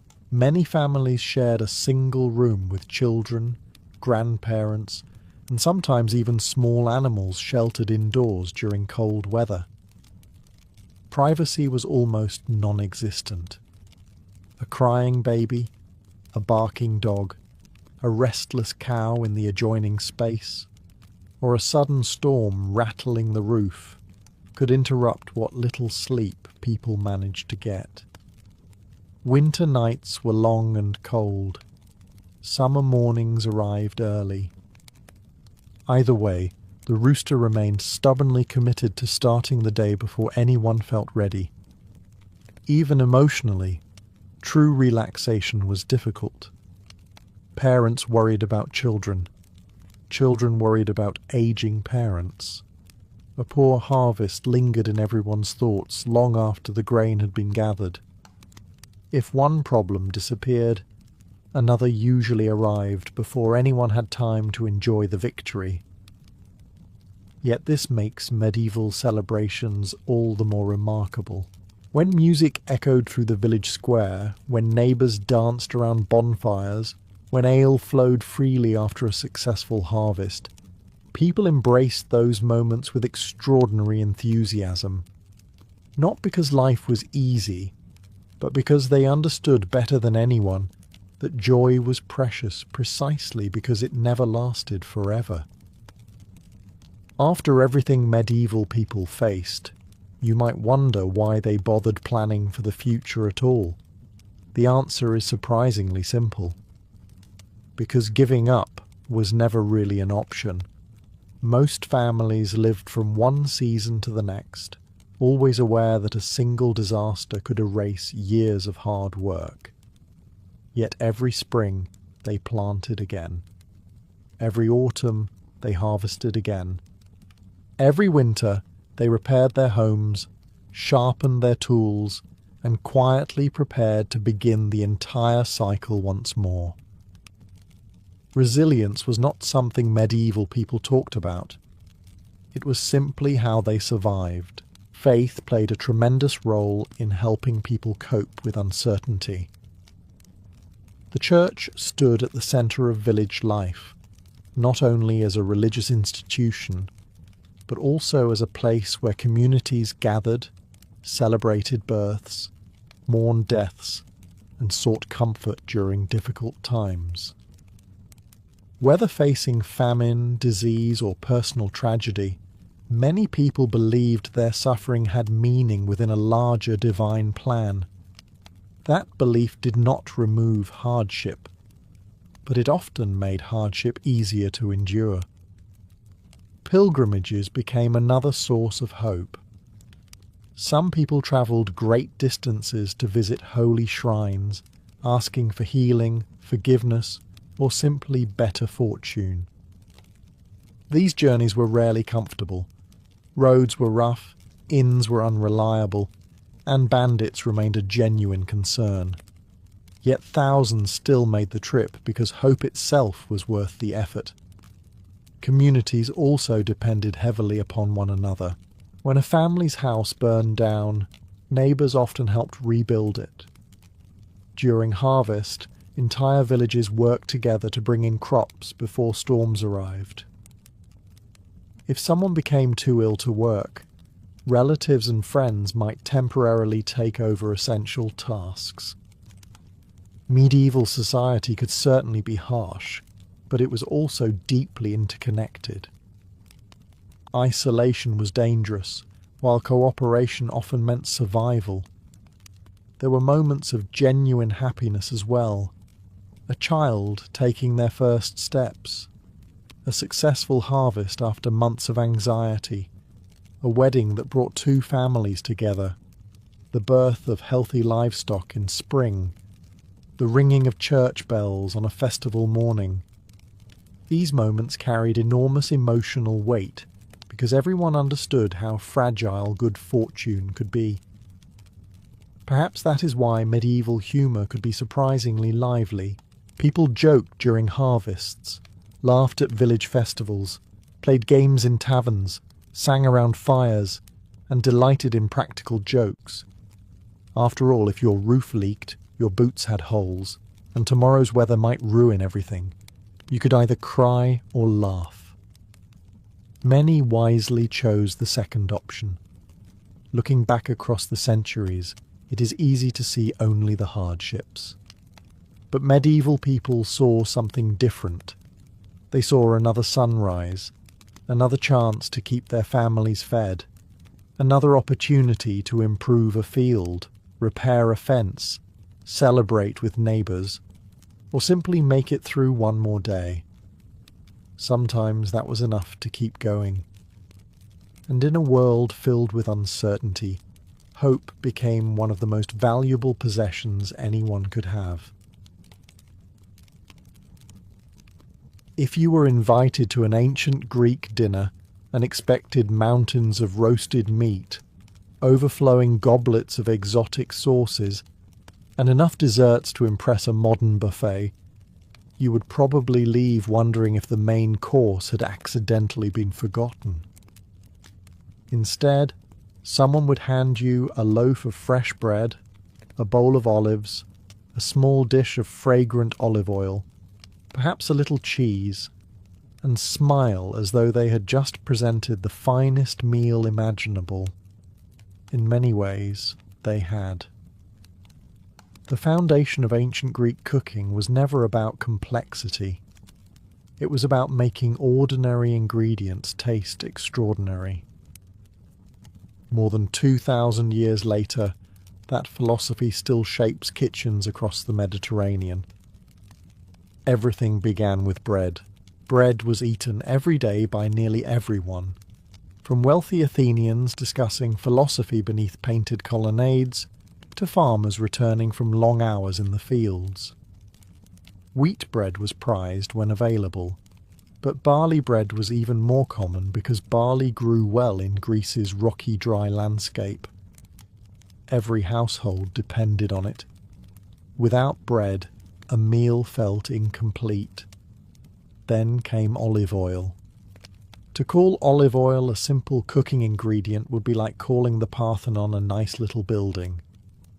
Olive oil was everywhere. It flavoured food, preserved ingredients, fueled lamps, softened skin, and even played a role in religious ceremonies and athletic competitions. Olive trees could produce fruit for generations, making them one of a family's most valuable possessions. The Greeks treated good olive oil with enormous respect. Fortunately for us, they also happened to be completely right. Next came olives themselves. Green or black, cured in brine or packed with herbs, olives appeared on tables throughout the Greek world. They required very little preparation, yet offered healthy fats, rich flavour, and excellent keeping qualities. A bowl of olives alongside fresh bread could easily become an entire meal for an ordinary labourer. Herbs completed the picture. Oregano, thyme, mint, dill, coriander, fennel and parsley grew naturally across much of Greece.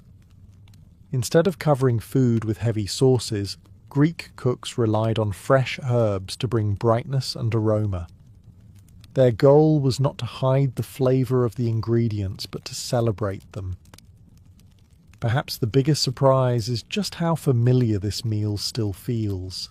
Walk into a Greek taverna today, and before you've even opened the menu, you're likely to receive crusty bread, olive oil, olives, and perhaps a little cheese to share.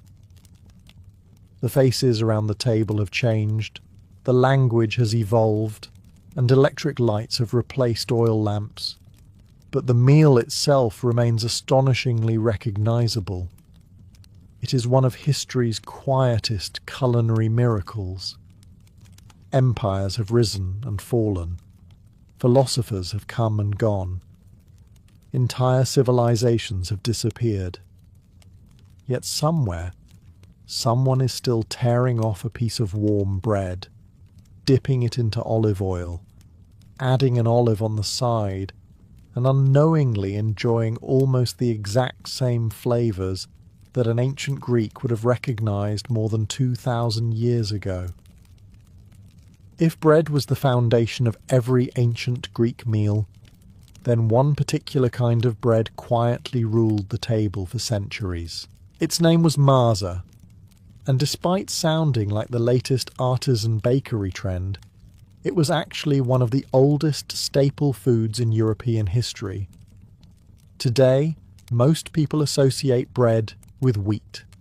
Soft sandwich loaves, crusty baguettes, fluffy dinner rolls, they all begin with wheat flour. But in ancient Greece, barley often took centre stage. There was a practical reason for this. Much of Greece is rocky, mountainous, and dry. Wheat prefers richer soil and more predictable rainfall. Barley, on the other hand, is remarkably stubborn. It tolerates poorer ground, survives drier conditions, and matures more quickly. In other words, it was perfectly suited to a land where farming was rarely easy. For generations, barley became the grain that kept ordinary people alive. Masa was usually made by grinding roasted or dried barley into flour. Depending on the region and the family's wealth, the flour could be mixed with water, olive oil, or sometimes a little wine before being shaped into flat cakes or coarse loaves. Some versions were baked on hot stones, while others were cooked on simple clay ovens. There were even preparations that required little or no baking at all, with the barley meal simply moistened and eaten as a dense paste. It probably wasn't winning many beauty contests, but it was filling, inexpensive, and dependable, qualities that mattered far more than appearance. Ancient writers mentioned masa so often that it almost fades into the background of their works. Philosophers discussed it. Soldiers marched with it. Farmers carried it into the fields. Sailors packed it for long voyages because barley kept well and could be prepared with minimal equipment. It was, quite literally, everyday food. That did not mean it had to be boring. A drizzle of fresh olive oil immediately transformed its flavour. Crumbled goat's cheese added richness. Wild thyme, oregano, sesame seeds, or crushed coriander provided aroma. A spoonful of honey could turn a simple barley cake into something worthy of a festival, rather than an ordinary afternoon. Modern cooks can recreate a surprisingly authentic version with little effort. Mix barley flour with a little wheat flour to help the dough hold together. Add warm water, olive oil, a pinch of salt, and perhaps a scattering of dried herbs. Bake it until the crust becomes lightly golden, then serve it warm with olives and fresh cheese. The result may not look particularly impressive, but the first bite explains why this humble bread-fed philosopher's debating democracy, athletes training for the Olympic Games, merchants crossing the Aegean, and countless families gathered around simple wooden tables. Sometimes history's greatest recipes are not the most elaborate. They are the ones that quietly nourish entire civilizations for centuries. If there were an official comfort food of ancient Greece, lentil soup would have been a serious contender. It did not require expensive ingredients. It did not demand the skills of a master cook. It certainly did not impress wealthy dinner guests looking for culinary extravagance. What it did was keep people alive. Known as fake, lentil soup appeared on Greek tables for centuries and became one of the most common meals eaten throughout the ancient world. Rich merchants enjoyed it. Farmers relied on it. Soldiers appreciated its simplicity, and even famous philosophers occasionally mentioned it as the perfect example of a modest, satisfying meal. Lentils were ideal for Greek farmers. Unlike some crops, they grew well in the Mediterranean climate, enriched the soil by fixing nitrogen, and stored remarkably well after harvest. Once dried, they could last for months, making them invaluable during winter or times of poor harvest. Every household tried to keep a supply tucked away because lentils were reliable when other foods became scarce. Reliability was perhaps their greatest luxury. Preparing the soup was refreshingly uncomplicated. The lentils were first rinsed to remove stones and dust before being simmered slowly in water. Into the pot went onions, garlic, and sometimes leeks, if they were available. A generous splash of olive oil enriched the broth, while herbs such as oregano, thyme, bay leaves, or coriander added fragrance without overwhelming the earthy flavour of the lentils.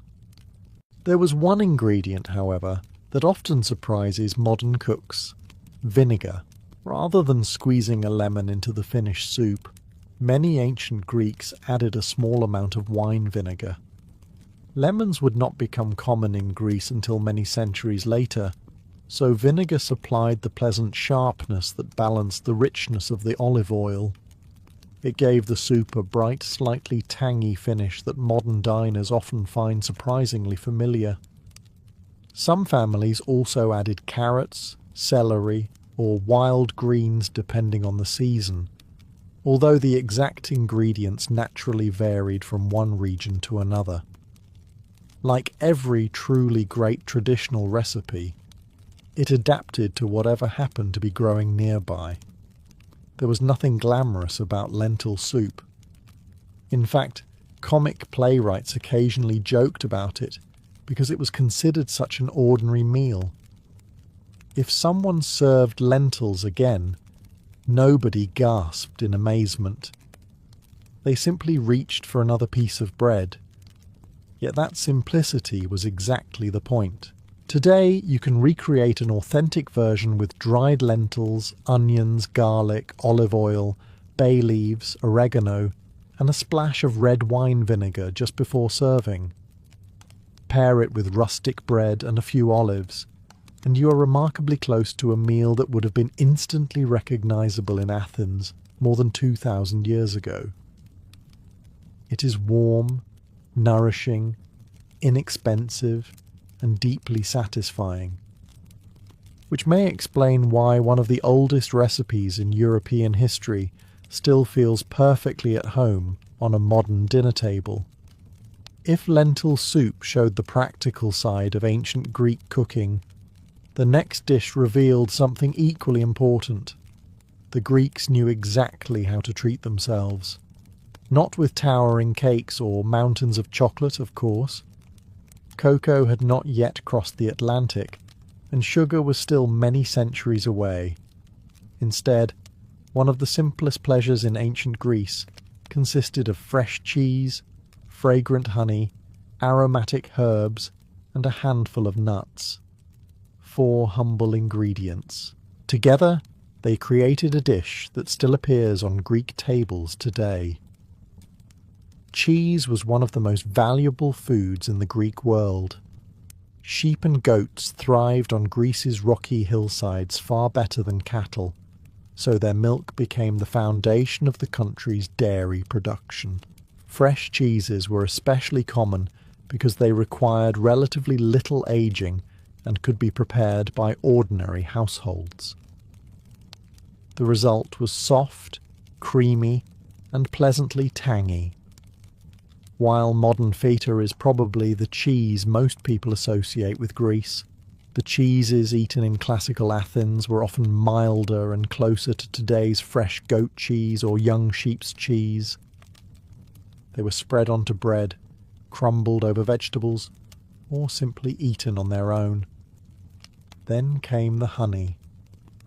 If olive oil was the king of Greek cooking, honey was undoubtedly its queen. Without refined sugar, honey provided nearly all the sweetness people enjoyed. Greek beekeeping was already highly developed, and the honey produced from wild thyme flowers became especially famous. Even today, thyme honey from Greece is considered among the finest in the Mediterranean. A drizzle transformed the cheese completely. The salty richness met warm floral sweetness, creating a balance that modern chefs still chase in expensive restaurants. The Greeks, meanwhile, had been quietly enjoying it for centuries. Fresh herbs elevated the dish even further. A sprinkle of thyme echoed the flavour of the honey. Mint added freshness. Oregano introduced an earthy aroma. Some families scattered crushed walnuts or almonds across the top, adding a satisfying crunch that contrasted beautifully with the soft cheese. It was elegant without trying to be. Perhaps that is why the recipe has survived for over 2,000 years. Making it today requires almost no effort. Place fresh goat cheese or sheep's cheese on a plate, drizzle generously with good quality honey, scatter chopped walnuts over the top, finish with a pinch of fresh thyme and a light splash of excellent olive oil if you're feeling particularly authentic. Serve it with warm rustic bread. That is almost all there is to it. It may seem almost too simple to deserve attention, but simplicity was often the greatest strength of ancient Greek cuisine. Rather than burying ingredients beneath heavy sauces and elaborate techniques, Greek cooks trusted the natural flavours to do the work. And judging by the fact that millions of people still enjoy this exact combination today, it is difficult to argue with their results. Sometimes the recipes that survive the longest are not the most complicated. They are simply the ones that taste timeless. By now, a pattern is probably beginning to emerge. Ancient Greek recipes rarely relied on rare spices, complicated techniques, or ingredients that required an expedition worthy of Jason and the Argonauts. Instead, Greek cooks excelled at transforming ordinary plants into memorable meals. Perhaps no recipe demonstrates that better than stuffed grape leaves. Today, Most people know them as dolmades, neatly rolled parcels filled with rice, herbs, and sometimes meat.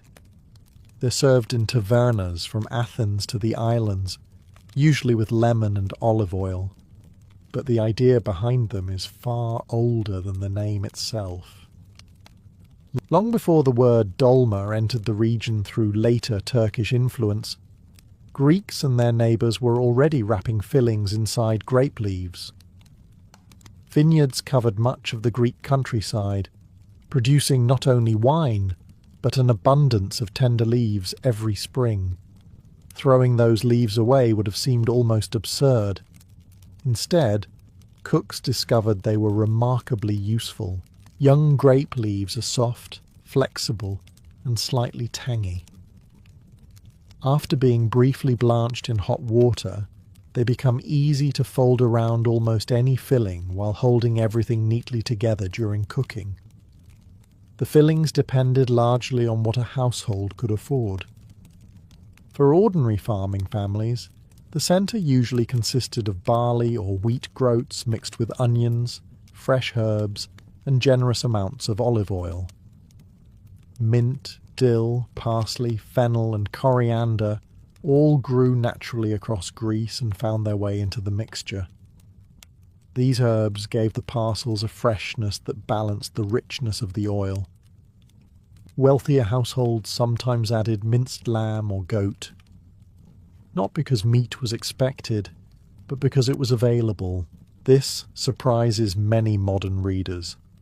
Contrary to popular imagination, ancient Greeks did not eat large portions of meat every day. Livestock represented wealth, milk, wool, labour, and future breeding animals. Slaughtering one was often reserved for religious festivals, sacrifices, or particularly important celebrations. That meant many stuffed grape leaves were entirely vegetarian, and they were delicious because of it. The finished rolls were arranged carefully inside a clay pot, drizzled generously with olive oil, covered with water or light broth, and cooked slowly until the grains became tender and the grape leaves absorbed every fragrant flavour inside. There was no rush. Like so much of ancient Greek cooking, patience was one of the ingredients. You can make an astonishingly authentic version today using grape leaves, short grain rice or barley, chopped onions, parsley, dill, mint, olive oil, and a pinch of salt. For historical accuracy, skip the lemon juice while cooking and use a splash of wine vinegar if you want a touch of acidity. Lemons would not become common in Greek cuisine until many centuries later. Take your first bite, and you'll notice something remarkable. Despite empires rising and falling, languages changing, and recipes evolving across generations, these little rolls still deliver the same fresh herbs, silky olive oil, and comforting simplicity that ancient Greek families would have recognized over 2,000 years ago. While barley bread filled the stomach and lentil soup warmed the body, there was one ingredient that truly connected the ancient Greeks to the sea: fish. Considering that much of Greece is surrounded by coastline and scattered across hundreds of islands, this probably comes as no surprise. The Aegean, Ionian, and Mediterranean seas supplied communities with an astonishing variety of seafood, making fish one of the most important sources of protein in the ancient world. For many Greeks, the sea was not just a highway, it was a pantry. Every morning, fishermen pushed small wooden boats into the water before sunrise. Some cast nets close to shore, while others lowered hooks or traps into deeper waters. Depending on the season, they returned with sea bream, mullet, sardines, mackerel, tuna, octopus, squid, or shellfish. Their catch often reached local markets only hours later. Freshness was everything. Without refrigeration, fish spoiled quickly, so coastal communities enjoyed it immediately. Inland towns, meanwhile, often relied on salted or dried fish, which could survive long journeys and remain edible for months. Once the fish reached the kitchen, the preparation was surprisingly restrained. Modern recipes often call for butter, cream, or elaborate marinades. Ancient Greek cooks would have considered most of that unnecessary. Good fish already possessed excellent flavour. Their job was simply not to ruin it. The fish was cleaned, lightly salted, brushed with generous amounts of olive oil, and cooked over glowing charcoal or an open fire. Clay grills and metal grates allowed excess fat to drip away while the skin became beautifully crisp. Then came the finishing touches. Fresh oregano was a favourite, along with thyme, dill, parsley, or fennel, depending on the region and season. Rather than squeezing lemon over the fish, which would have been historically inaccurate for classical Greece, cooks often added a splash of wine vinegar. The acidity brightened the rich olive oil while enhancing the natural sweetness of the fish, without overpowering it. Sometimes simplicity really is the greatest luxury. Even famous Greek writers praised seafood. Wealthier Athenians developed particular enthusiasm for expensive species like red mullet, occasionally paying astonishing sums for especially prized fish. Comic playwrights even poked fun at citizens who became obsessed with gourmet seafood, proving that food snobbery is considerably older than social media. Fortunately, you do not need the budget of an Athenian aristocrat to recreate this meal. Choose a whole sea bream, sea bass, trout, or any firm white fish. Brush it generously with extra virgin olive oil, season with sea salt, and grill until the flesh flakes easily. Finish with chopped oregano, fresh parsley, and just a splash of red or white wine vinegar. Serve it alongside warm barley bread and a handful of olives. With remarkably little effort, you will be enjoying a meal that would have felt perfectly at home on a Greek island more than 2,000 years ago, proving that some recipes never needed improving in the first place. After enjoying fresh bread, hearty soups, fragrant herbs, and perfectly grilled fish, you may be wondering whether the ancient Greeks ever rewarded themselves with dessert. The answer is yes, and surprisingly, one of their sweetest creations bears an uncanny resemblance to something you can still order in countless cafes today: cheesecake. Not the towering New York version with cream cheese and strawberry sauce, of course. Ancient Greek cheesecake was much simpler, lighter, and far older. Yet historians consider it one of the earliest recorded cheesecakes in history, with recipes dating back well over 2,000 years. Its origins may be even older than classical Greece itself. Archaeologists have found cheese-making equipment on the Greek mainland dating back thousands of years before Socrates ever asked uncomfortable philosophical questions.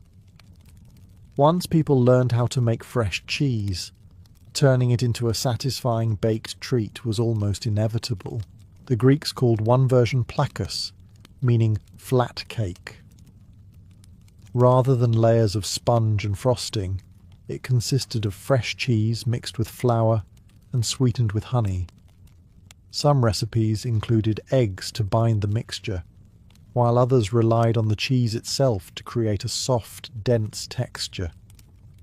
Once prepared, the cake was baked until lightly golden before receiving another drizzle of honey over the top. Simple, elegant, remarkably modern.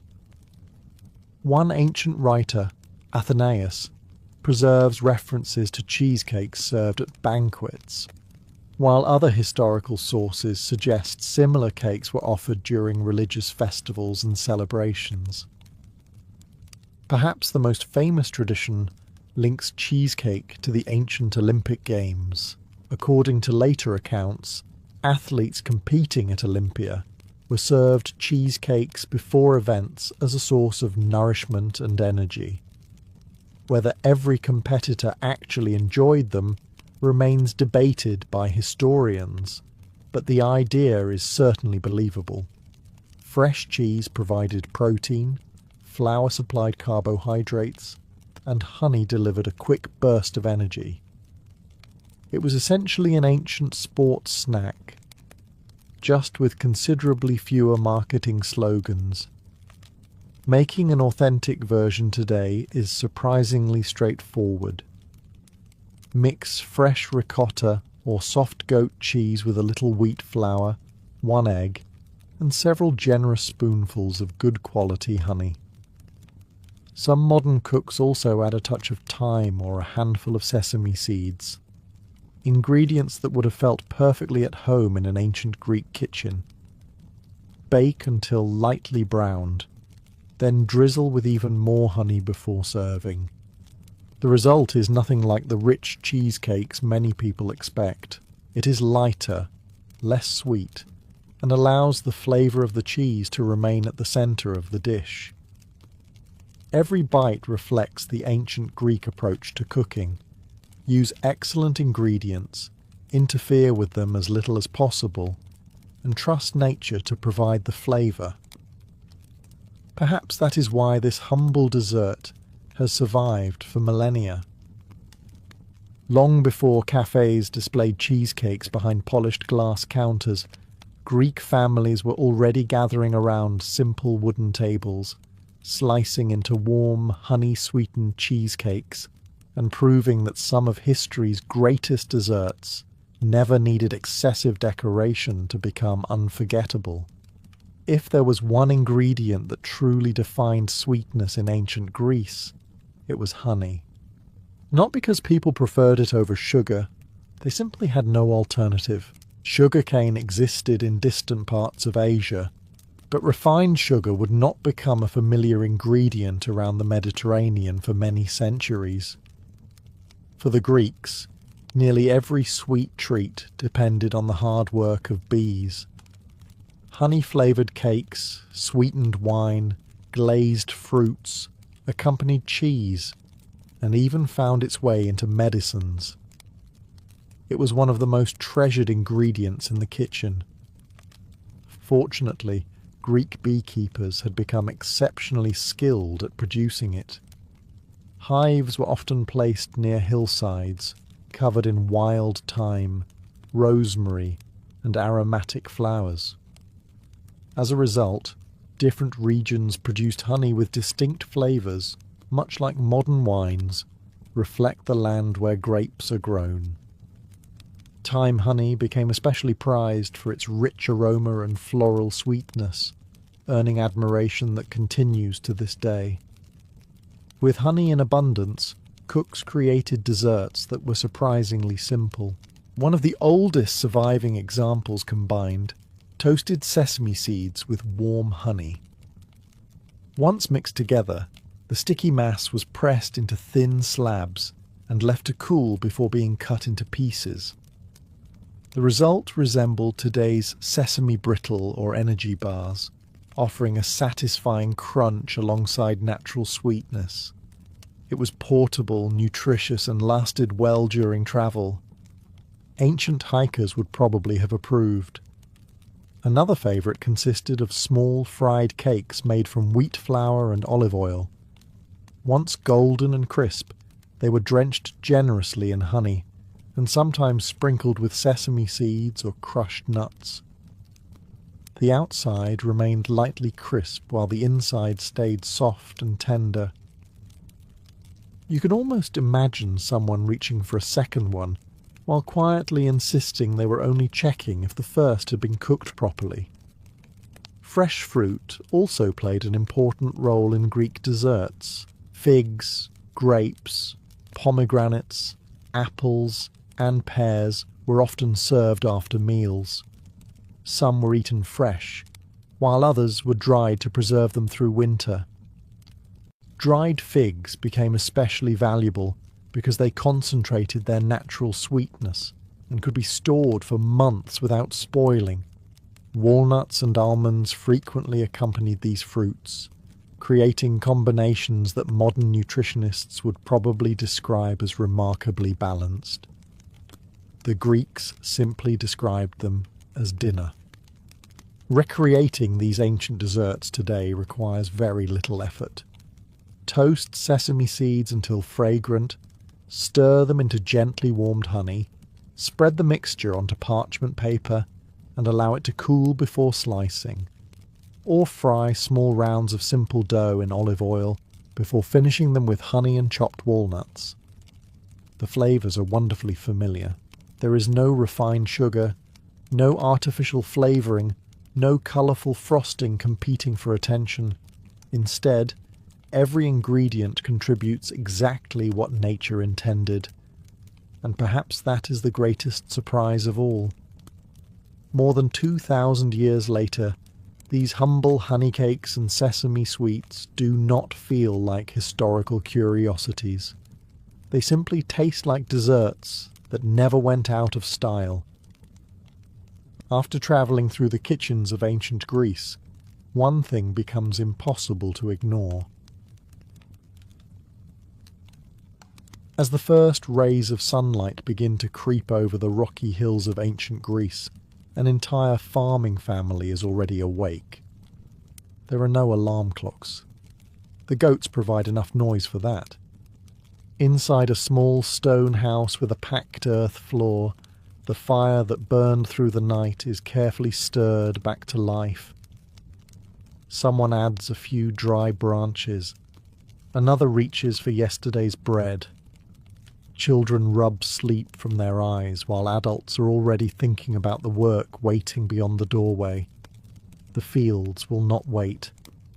Neither will the sheep, the vines, or the olive trees. Before anyone leaves for a long day of labour, the family gathers for breakfast. By modern standards, it is remarkably simple. By ancient Greek standards, it is exactly what is needed. The meal begins with bread. Usually, this is coarse barley bread rather than fine wheat bread. Barley thrived in Greece's dry, rocky soil, making it the grain most ordinary families relied upon. The loaf is dense, slightly nutty, and often baked every few days, meaning today's breakfast may involve bread that is no longer perfectly fresh. That is hardly a problem. A generous drizzle of olive oil brings it back to life. The oil itself is one of the household's greatest treasures. Every drop represents months of tending olive trees, harvesting fruit, and pressing the olives after the autumn harvest. Rather than using butter, which was uncommon in Greek cuisine, the family tears off pieces of bread and dips them directly into fragrant olive oil. Next comes a small bowl of olives, green or black, cured in brine for weeks. They provide both flavour and valuable nutrition. They are salty, filling, and easy to store for long periods. Nearly every farming household keeps a supply, because olives can accompany almost any meal throughout the year. Fresh goat's cheese often joins the table. The family's goats provide milk almost daily during the season, allowing simple cheeses to be made at home. Soft, slightly tangy, and rich in protein, the cheese pairs perfectly with bread and olives. Sometimes it is eaten plain. Other mornings, someone drizzles a little honey across the top if the household has been fortunate enough to collect some from nearby beehives. Fruit depends entirely on the season. In late summer, there may be fresh figs bursting with sweetness. During autumn, clusters of grapes appear beside the bread. In winter, dried figs saved from the previous harvest provide welcome energy before a long day's work. Apples, pears, and pomegranates also make appearances whenever nature decides they are ready. There is rarely anything wasteful about the meal.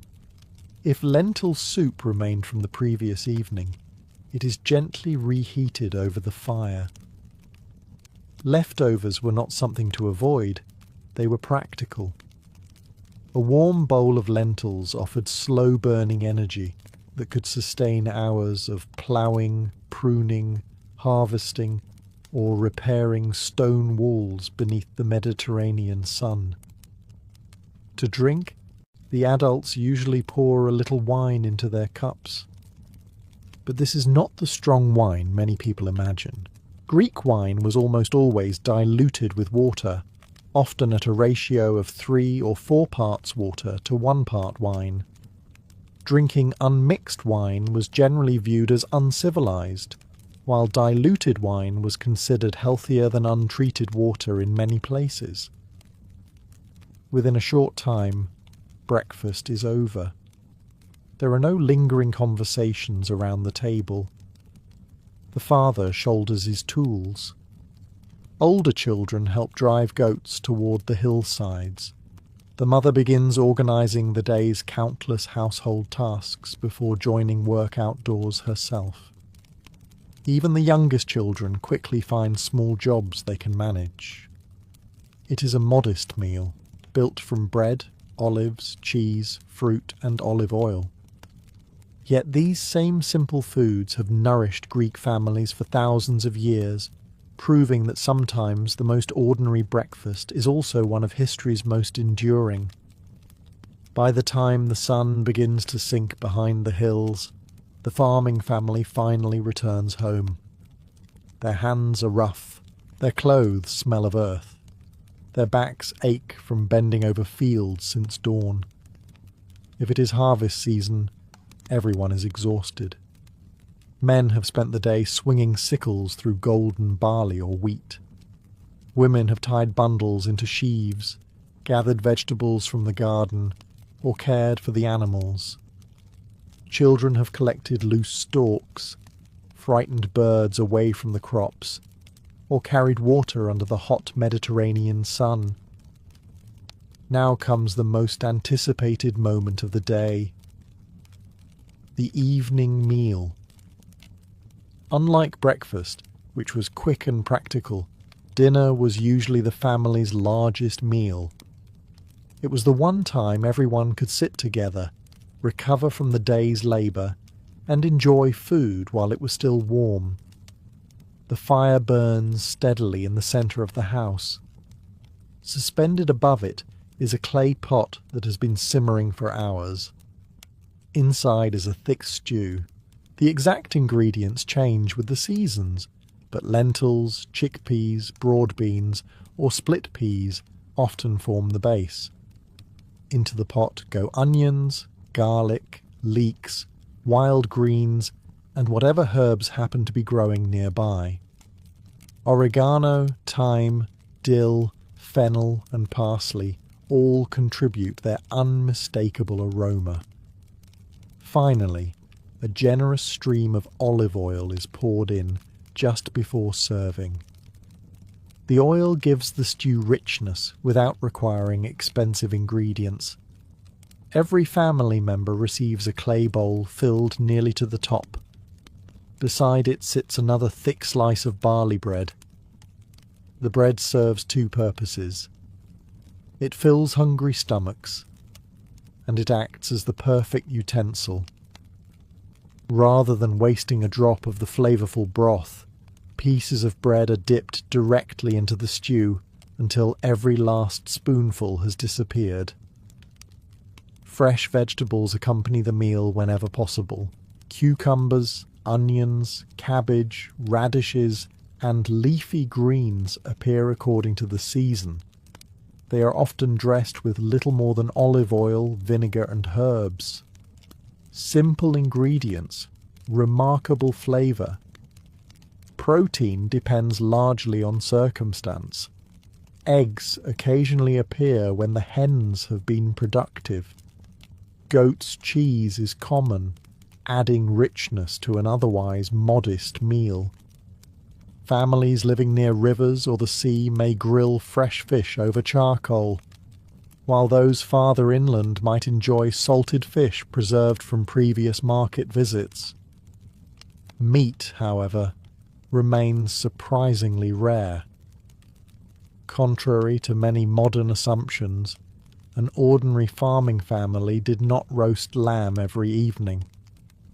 Sheep and goats represented milk, wool, future offspring, and valuable wealth. Slaughtering one simply for dinner made little economic sense. Fresh meat was far more likely to appear during religious festivals, sacrifices, weddings, or important celebrations than on an ordinary Tuesday after weeding the barley field. To drink, everyone shares diluted wine or water. Children often receive more water than wine, while adults mix the two according to custom. Drinking wine without dilution was widely considered excessive, almost barbaric by Greek standards. As darkness settles over the countryside, conversation replaces labour. The family discusses tomorrow's work, the condition of the crops, neighbours' news, and whether rain might arrive before the next planting. Outside, the goats grow quiet, and the fields disappear into the evening shadows.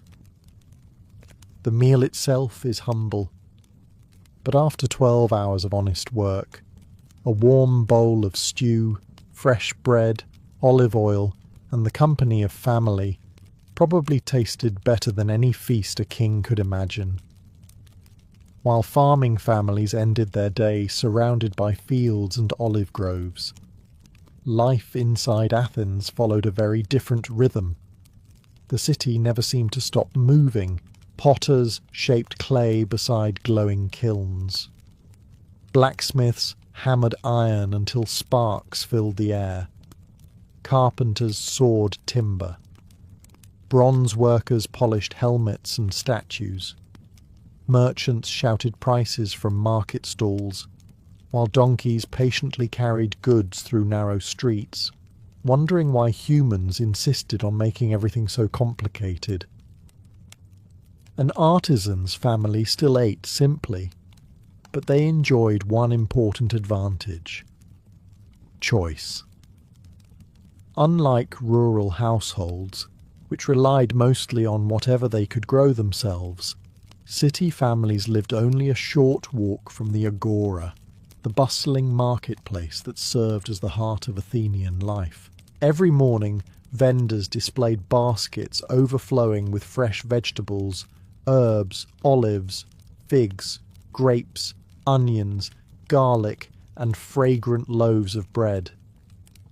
Fishermen arrived carrying the night's catch, while cheesemakers offered fresh rounds of goats and sheep's cheese. Potters traded bowls for food, blacksmiths exchanged tools, and neighbours caught up on the latest news while pretending they had only stopped to buy onions. The marketplace fed both stomachs and gossip with remarkable efficiency. Breakfast remained fairly modest. Bread dipped in olive oil, fresh cheese, olives, and seasonal fruit were still common.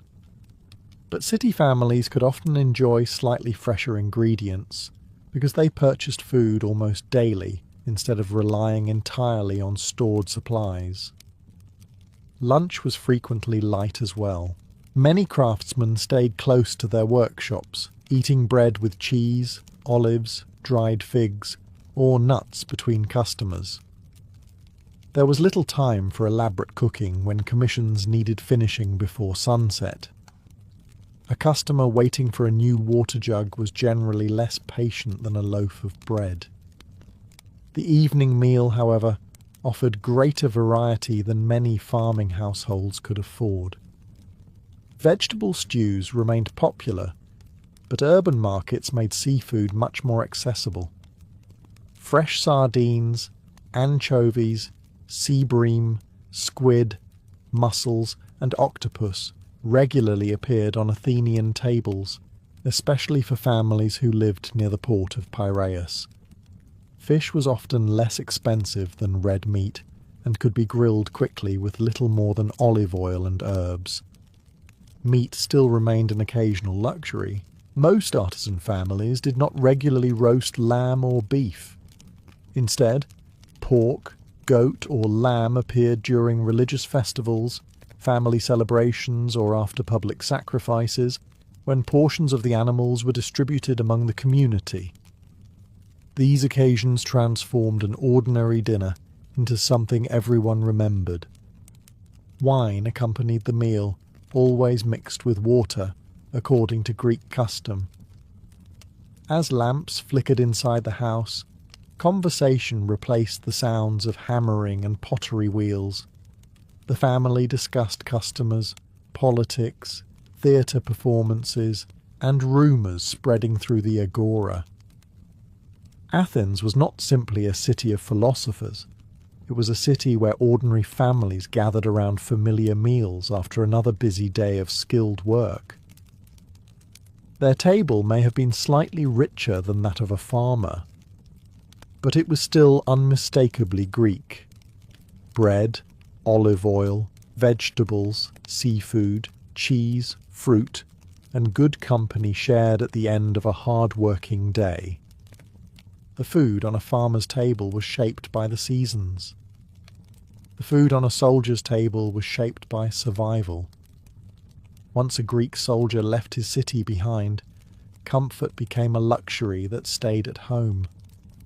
Whether marching with an Athenian army, serving aboard a trireme, or standing shoulder to shoulder in a hoplite phalanx, every meal had to answer one simple question. Could it keep a man fighting tomorrow? Taste was appreciated. Calories mattered more. Unlike modern armies with organised supply trucks and field kitchens, Greek armies depended heavily on preparation, local supplies, and whatever they could carry themselves. Every extra pound slowed a soldier's march, so food needed to be light, durable, and resistant to spoilage. The most dependable companion was barley. Soldiers often carried roasted barley meal, known as alphata. It required almost no cooking. Mixed with a little water, wine, or olive oil, it became a filling paste that could be eaten within minutes. It was hardly the kind of meal that inspired poetry, but it was portable, nutritious, and could survive weeks inside a travel bag. Barley bread accompanied it whenever possible. Dense loaves travelled better than softer wheat bread and remained edible even after several days. If the bread became too hard, soldiers simply softened it with water, wine, or broth before eating. Olives were another favourite. They occupied little space, required no cooking, and provided valuable fat and salt. Alongside them came onions and garlic, foods that grew easily, travelled well, and added welcome flavour to otherwise repetitive meals. Ancient writers frequently mention soldiers eating raw onions, a habit that probably made enemy negotiations pleasantly brief. Cheese was equally important.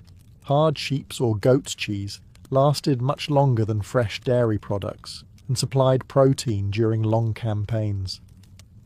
A soldier could slice off a small piece, eat it with bread and olives, and continue marching without slowing the column. Dried figs became one of the army's greatest sources of quick energy.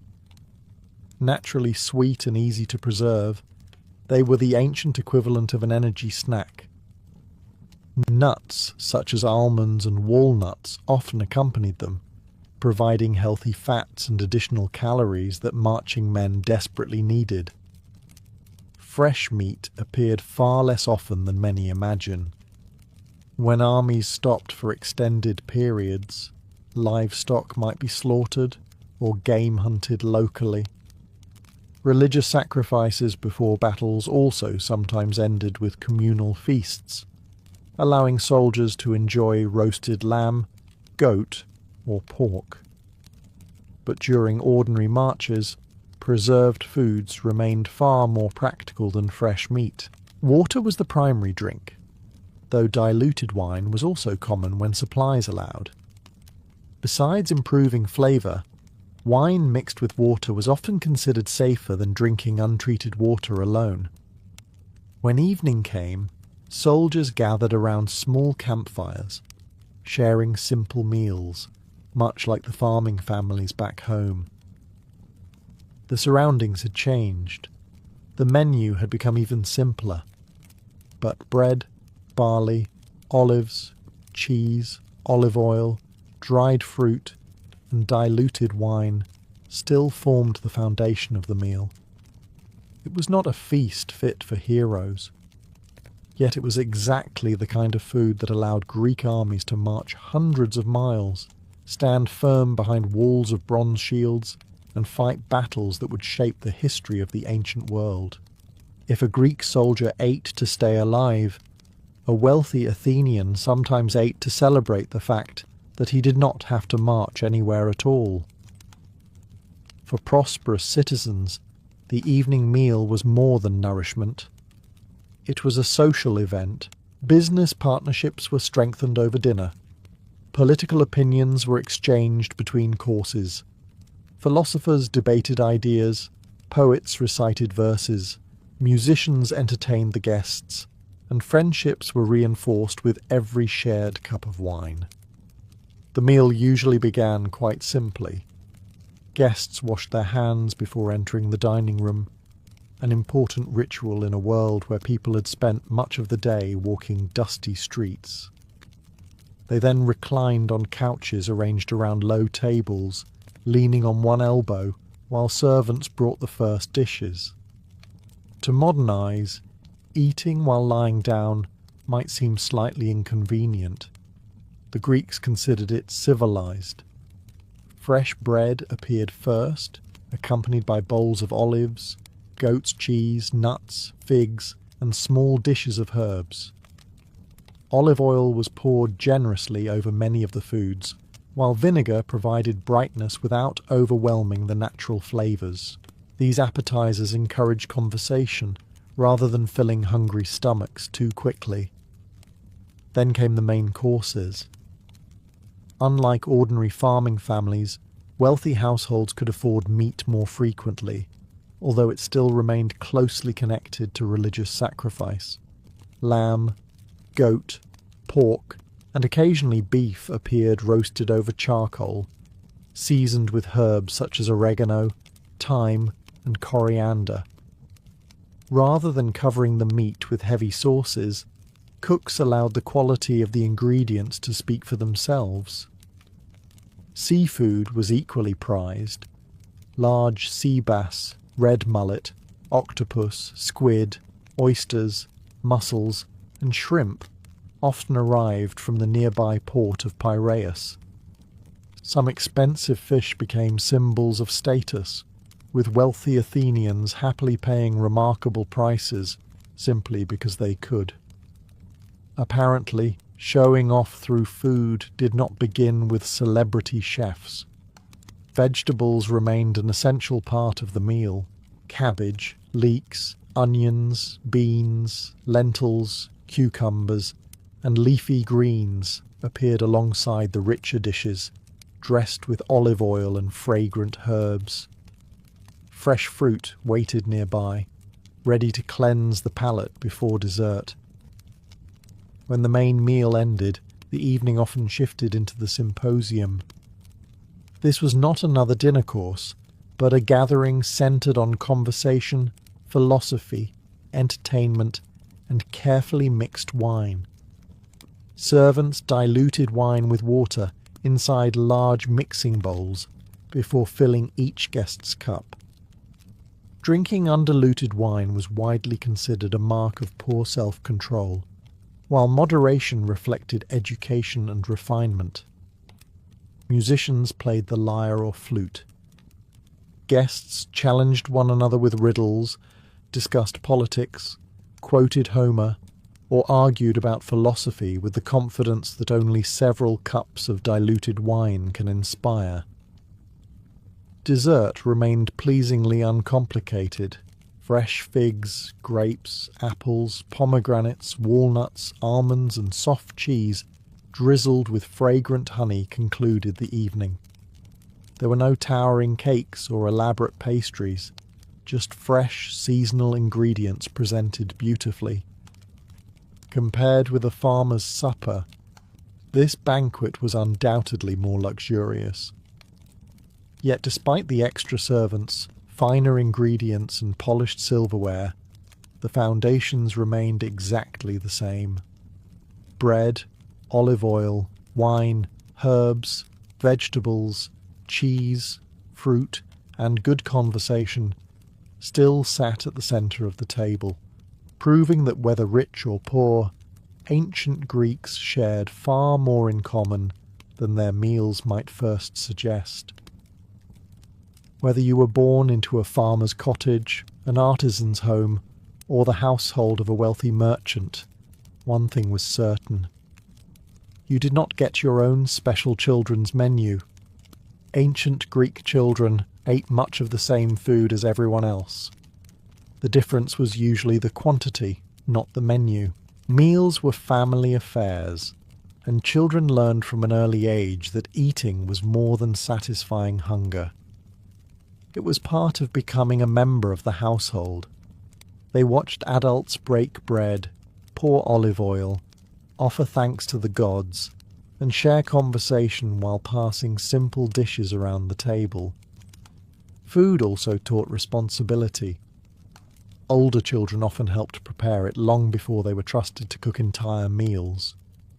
Girls frequently learned to grind grain, knead dough, fetch water, tend the fire, and prepare vegetables alongside their mothers or older relatives. Boys might help gather olives, collect figs, herd goats, or bring firewood home before dinner. By the time they were teenagers, few kitchen tasks were unfamiliar. Breakfast for most children looked much like that of their parents. A piece of barley bread, perhaps softened with olive oil or dipped into watered wine, was common. Fresh goat's cheese might appear if the family owned livestock. During the right season, figs, grapes, or apples added welcome sweetness before the day's work or lessons began. Honey was an occasional treat rather than an everyday luxury. A drizzle over bread could transform an ordinary breakfast into something children remembered all morning. Lunch remained light. Children helping in the fields often carried bread, olives, dried figs, and cheese, eating wherever the adults happened to be working. Those living in cities might receive similar foods while assisting in workshops or attending lessons. There was little expectation of stopping for an elaborate midday meal. The evening meal brought everyone together. Children ate the same vegetable stews, lentil soups, beans, onions, cabbage, fish, and bread that filled the bowls of the adults. If meat appeared after a festival or sacrifice, children shared it alongside everyone else. There was no separate plate of chicken nuggets quietly waiting in the corner. Ancient Greek parenting could be many things. It was rarely that accommodating. Of course, infants required different care. Babies were breastfed whenever possible, sometimes for as long as 2 years.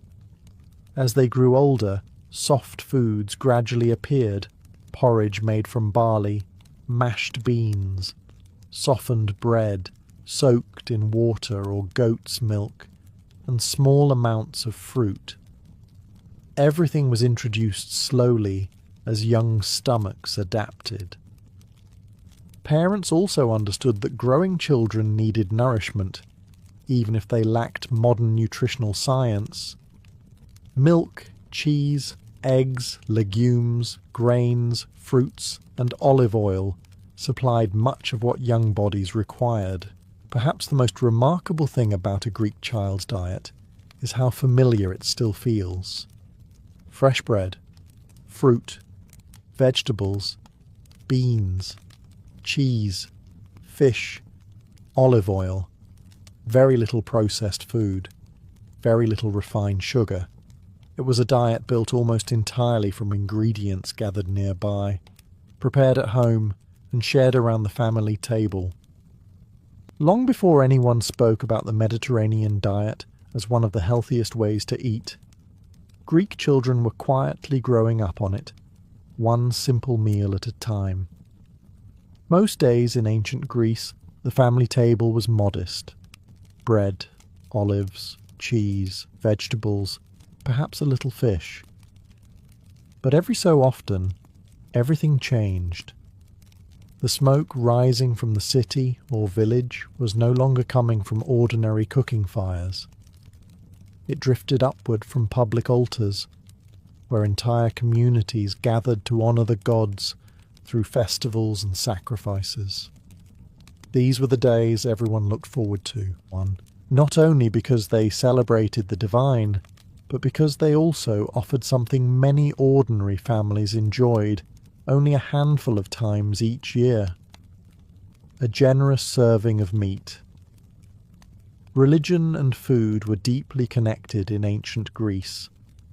When an ox, sheep, goat, or pig was sacrificed to a god such as Zeus, Athena, Apollo, or Demeter, the ceremony followed carefully established traditions. Certain portions of the animal, particularly the bones wrapped in fat, were burned on the altar as an offering to the gods.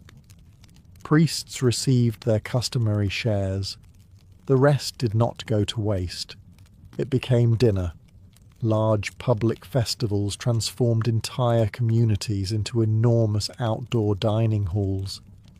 Families who rarely had the opportunity to eat roasted meat suddenly found themselves standing beside neighbours, craftsmen, farmers, sailors, merchants, and magistrates, all waiting for their portion. For many poorer citizens, these festivals provided some of the best meals of the entire year. The meat was roasted slowly over charcoal fires until the skin became crisp and the inside remained tender. There were no heavy marinades or complicated sauces.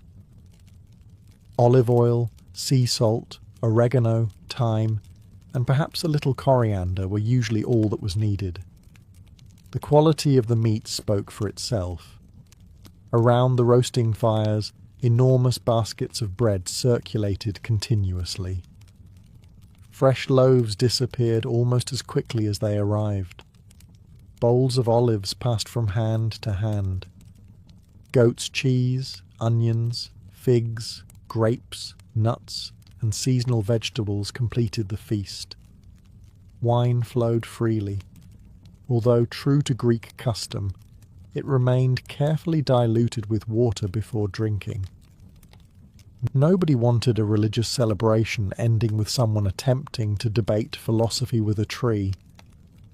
Music filled the air. Flute players performed while singers recited hymns dedicated to the gods. Children ran between groups of adults. Merchants sold sweets made from honey and sesame. Athletes competed in games during larger festivals, while poets and actors entertained enormous crowds. Meals became something far greater than eating. They became shared experiences. Rich and poor often found themselves participating in the same celebration, eating from the same sacrifice, honouring the same gods.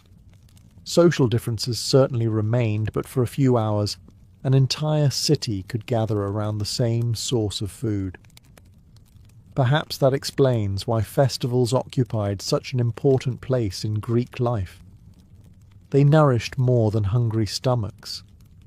They strengthened friendships, reinforced religious traditions, celebrated successful harvests, and reminded every family that they belonged to a larger community.